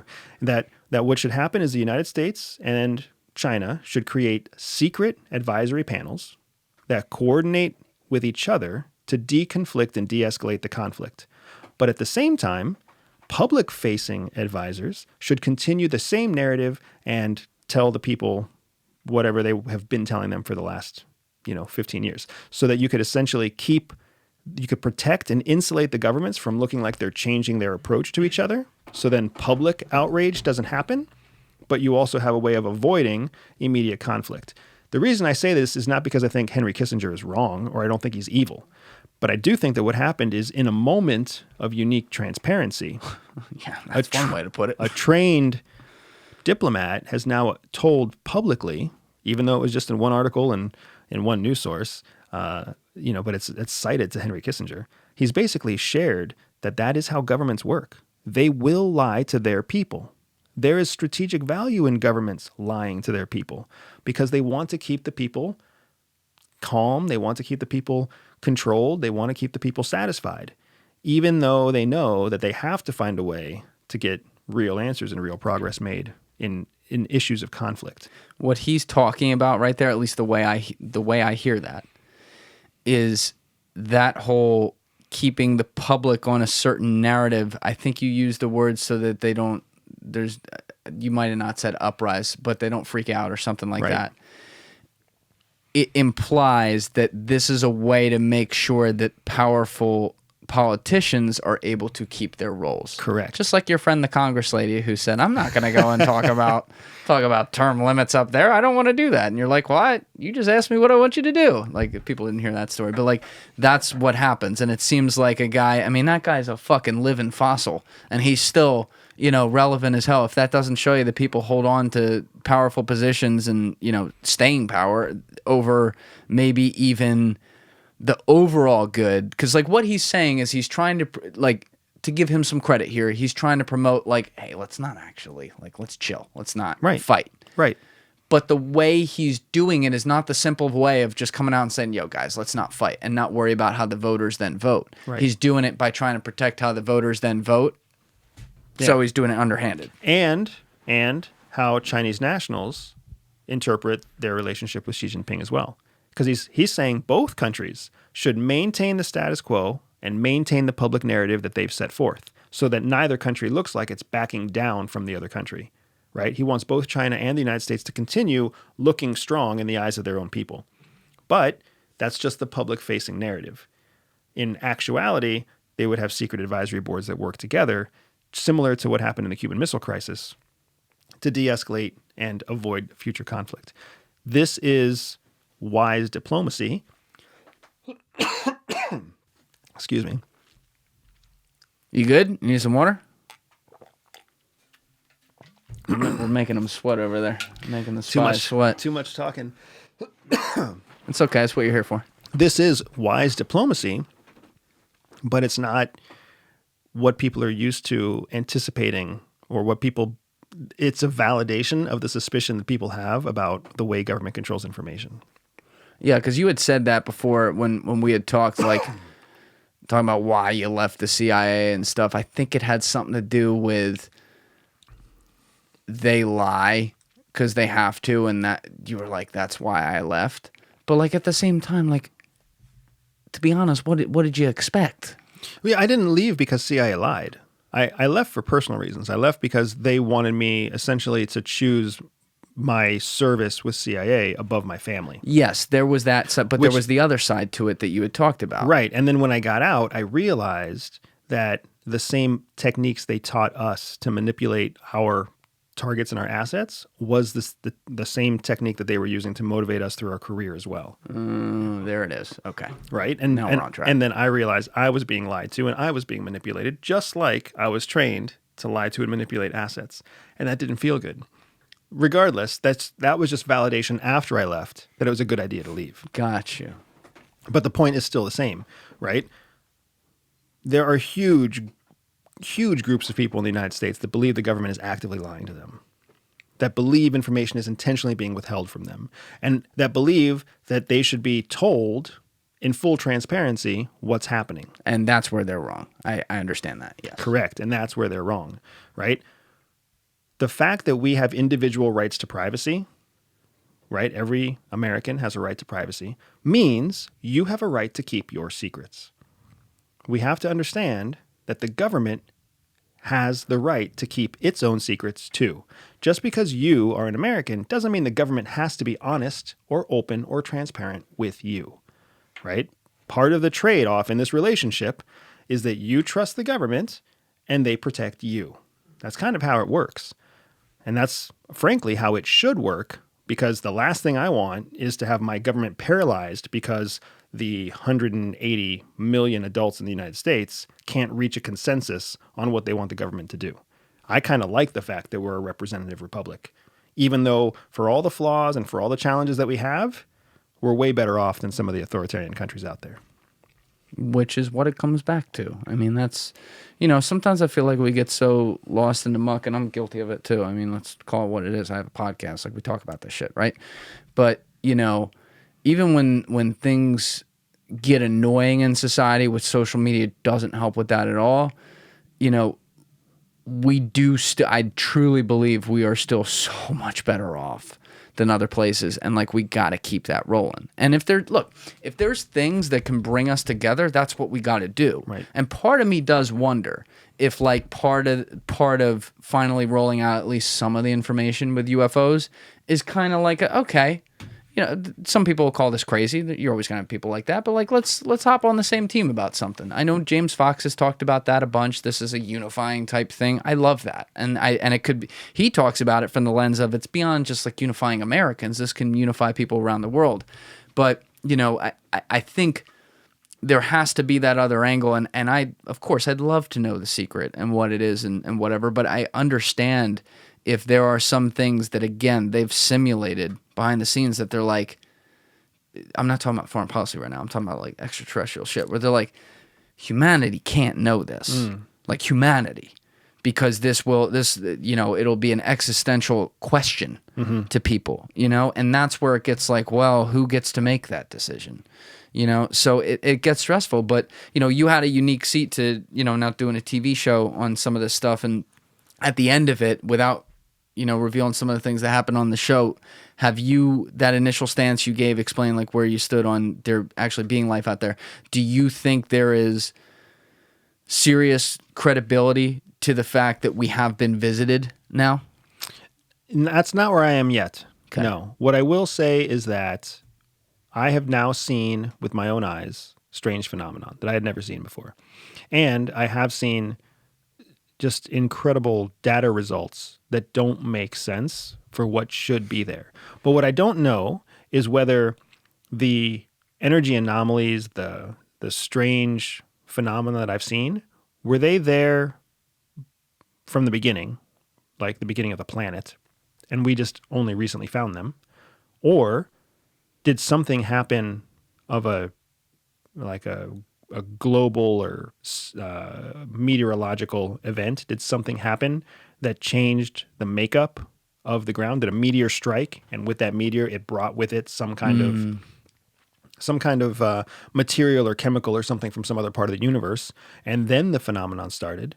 Or was there some sort of visit from some other being that came and left some residue behind? Or even is that being or is that vehicle still here, and that's what's causing the phenomenon?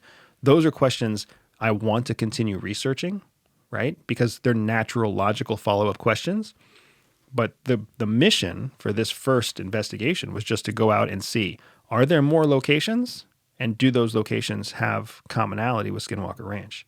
And we went to 8 different locations over the course of our 3-month investigation, and we found multiple of them that were very clear correlative data to what they had at Skinwalker Ranch. So much so that the Skinwalker Ranch team wants to continue investigating in those advanced locations. So the question becomes whether or not Brandon and whether or not kind of the people who watch the show, whether or not the feedback from all parties is that we should continue the investigation.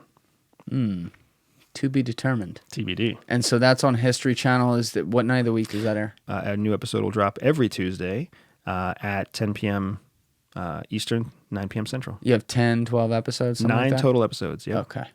And then we'll figure out if you're doing more. And then we'll figure out. Yeah, we should find out. We should find out relatively quickly, because I know Brandon is very eager to go, but there's more than one donor when it comes to running large investigations like this.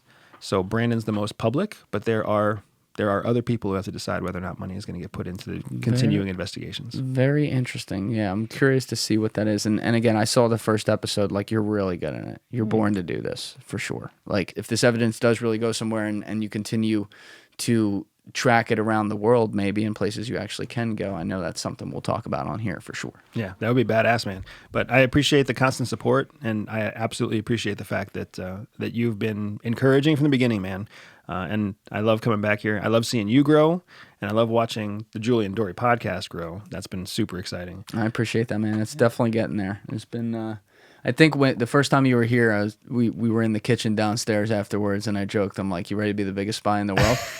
And then it kind of, those clips that it kind of started to happen. So it wasn't surprising to me to see you finally get your way around there to spread the good word of the CIA on the public platforms that everyone now reads into 6 Ways to Sunday. Well, there's plenty of bad things to say about CIA too, but there's no reason to short them on the good stuff they do. And that's the thing. People don't hear. A lot of people, they have a predisposed, like, they either love you or they hate you. Like, It's been like that my whole life. You know what? That's what it's like for all of us. Everybody you meet either loves you or hates you. Yeah, but I think it's on a whole nother level when you had access to secrets and things. People are just going to think what they're going to think. But if people actually listen to the episodes we've done and all the other podcasts you've done now, be it Continuing on Concrete, Lex Friedman, Tom Bilyeu, who else have you been on? Man, Sean Ryan. Oh, of course, Sean. Shout out Sean. Yeah. I mean, there's some great episodes that I've been able to participate with. What I'm saying is the commonality is that you are unafraid to inject your opinions, which don't always fly in the realm of like, we're doing great work over there. And I think people should hear that more, because it's not just as straightforward as like, hey, yay, CIA. I joke about it. It is kind of funny when you talk about some things like privacy and things like that. But, we won't go there right now. I think we're ready to close this bad boy up. But Andy, I appreciate you coming up here as always. Can't wait to do it again. Hopefully we'll be in the New York studio next time we do it. You got it, brother. Thanks again. Oh, Leslie, thanks for being here too. Everybody else, you know what it is. Give it a thought. Get back to me. Peace.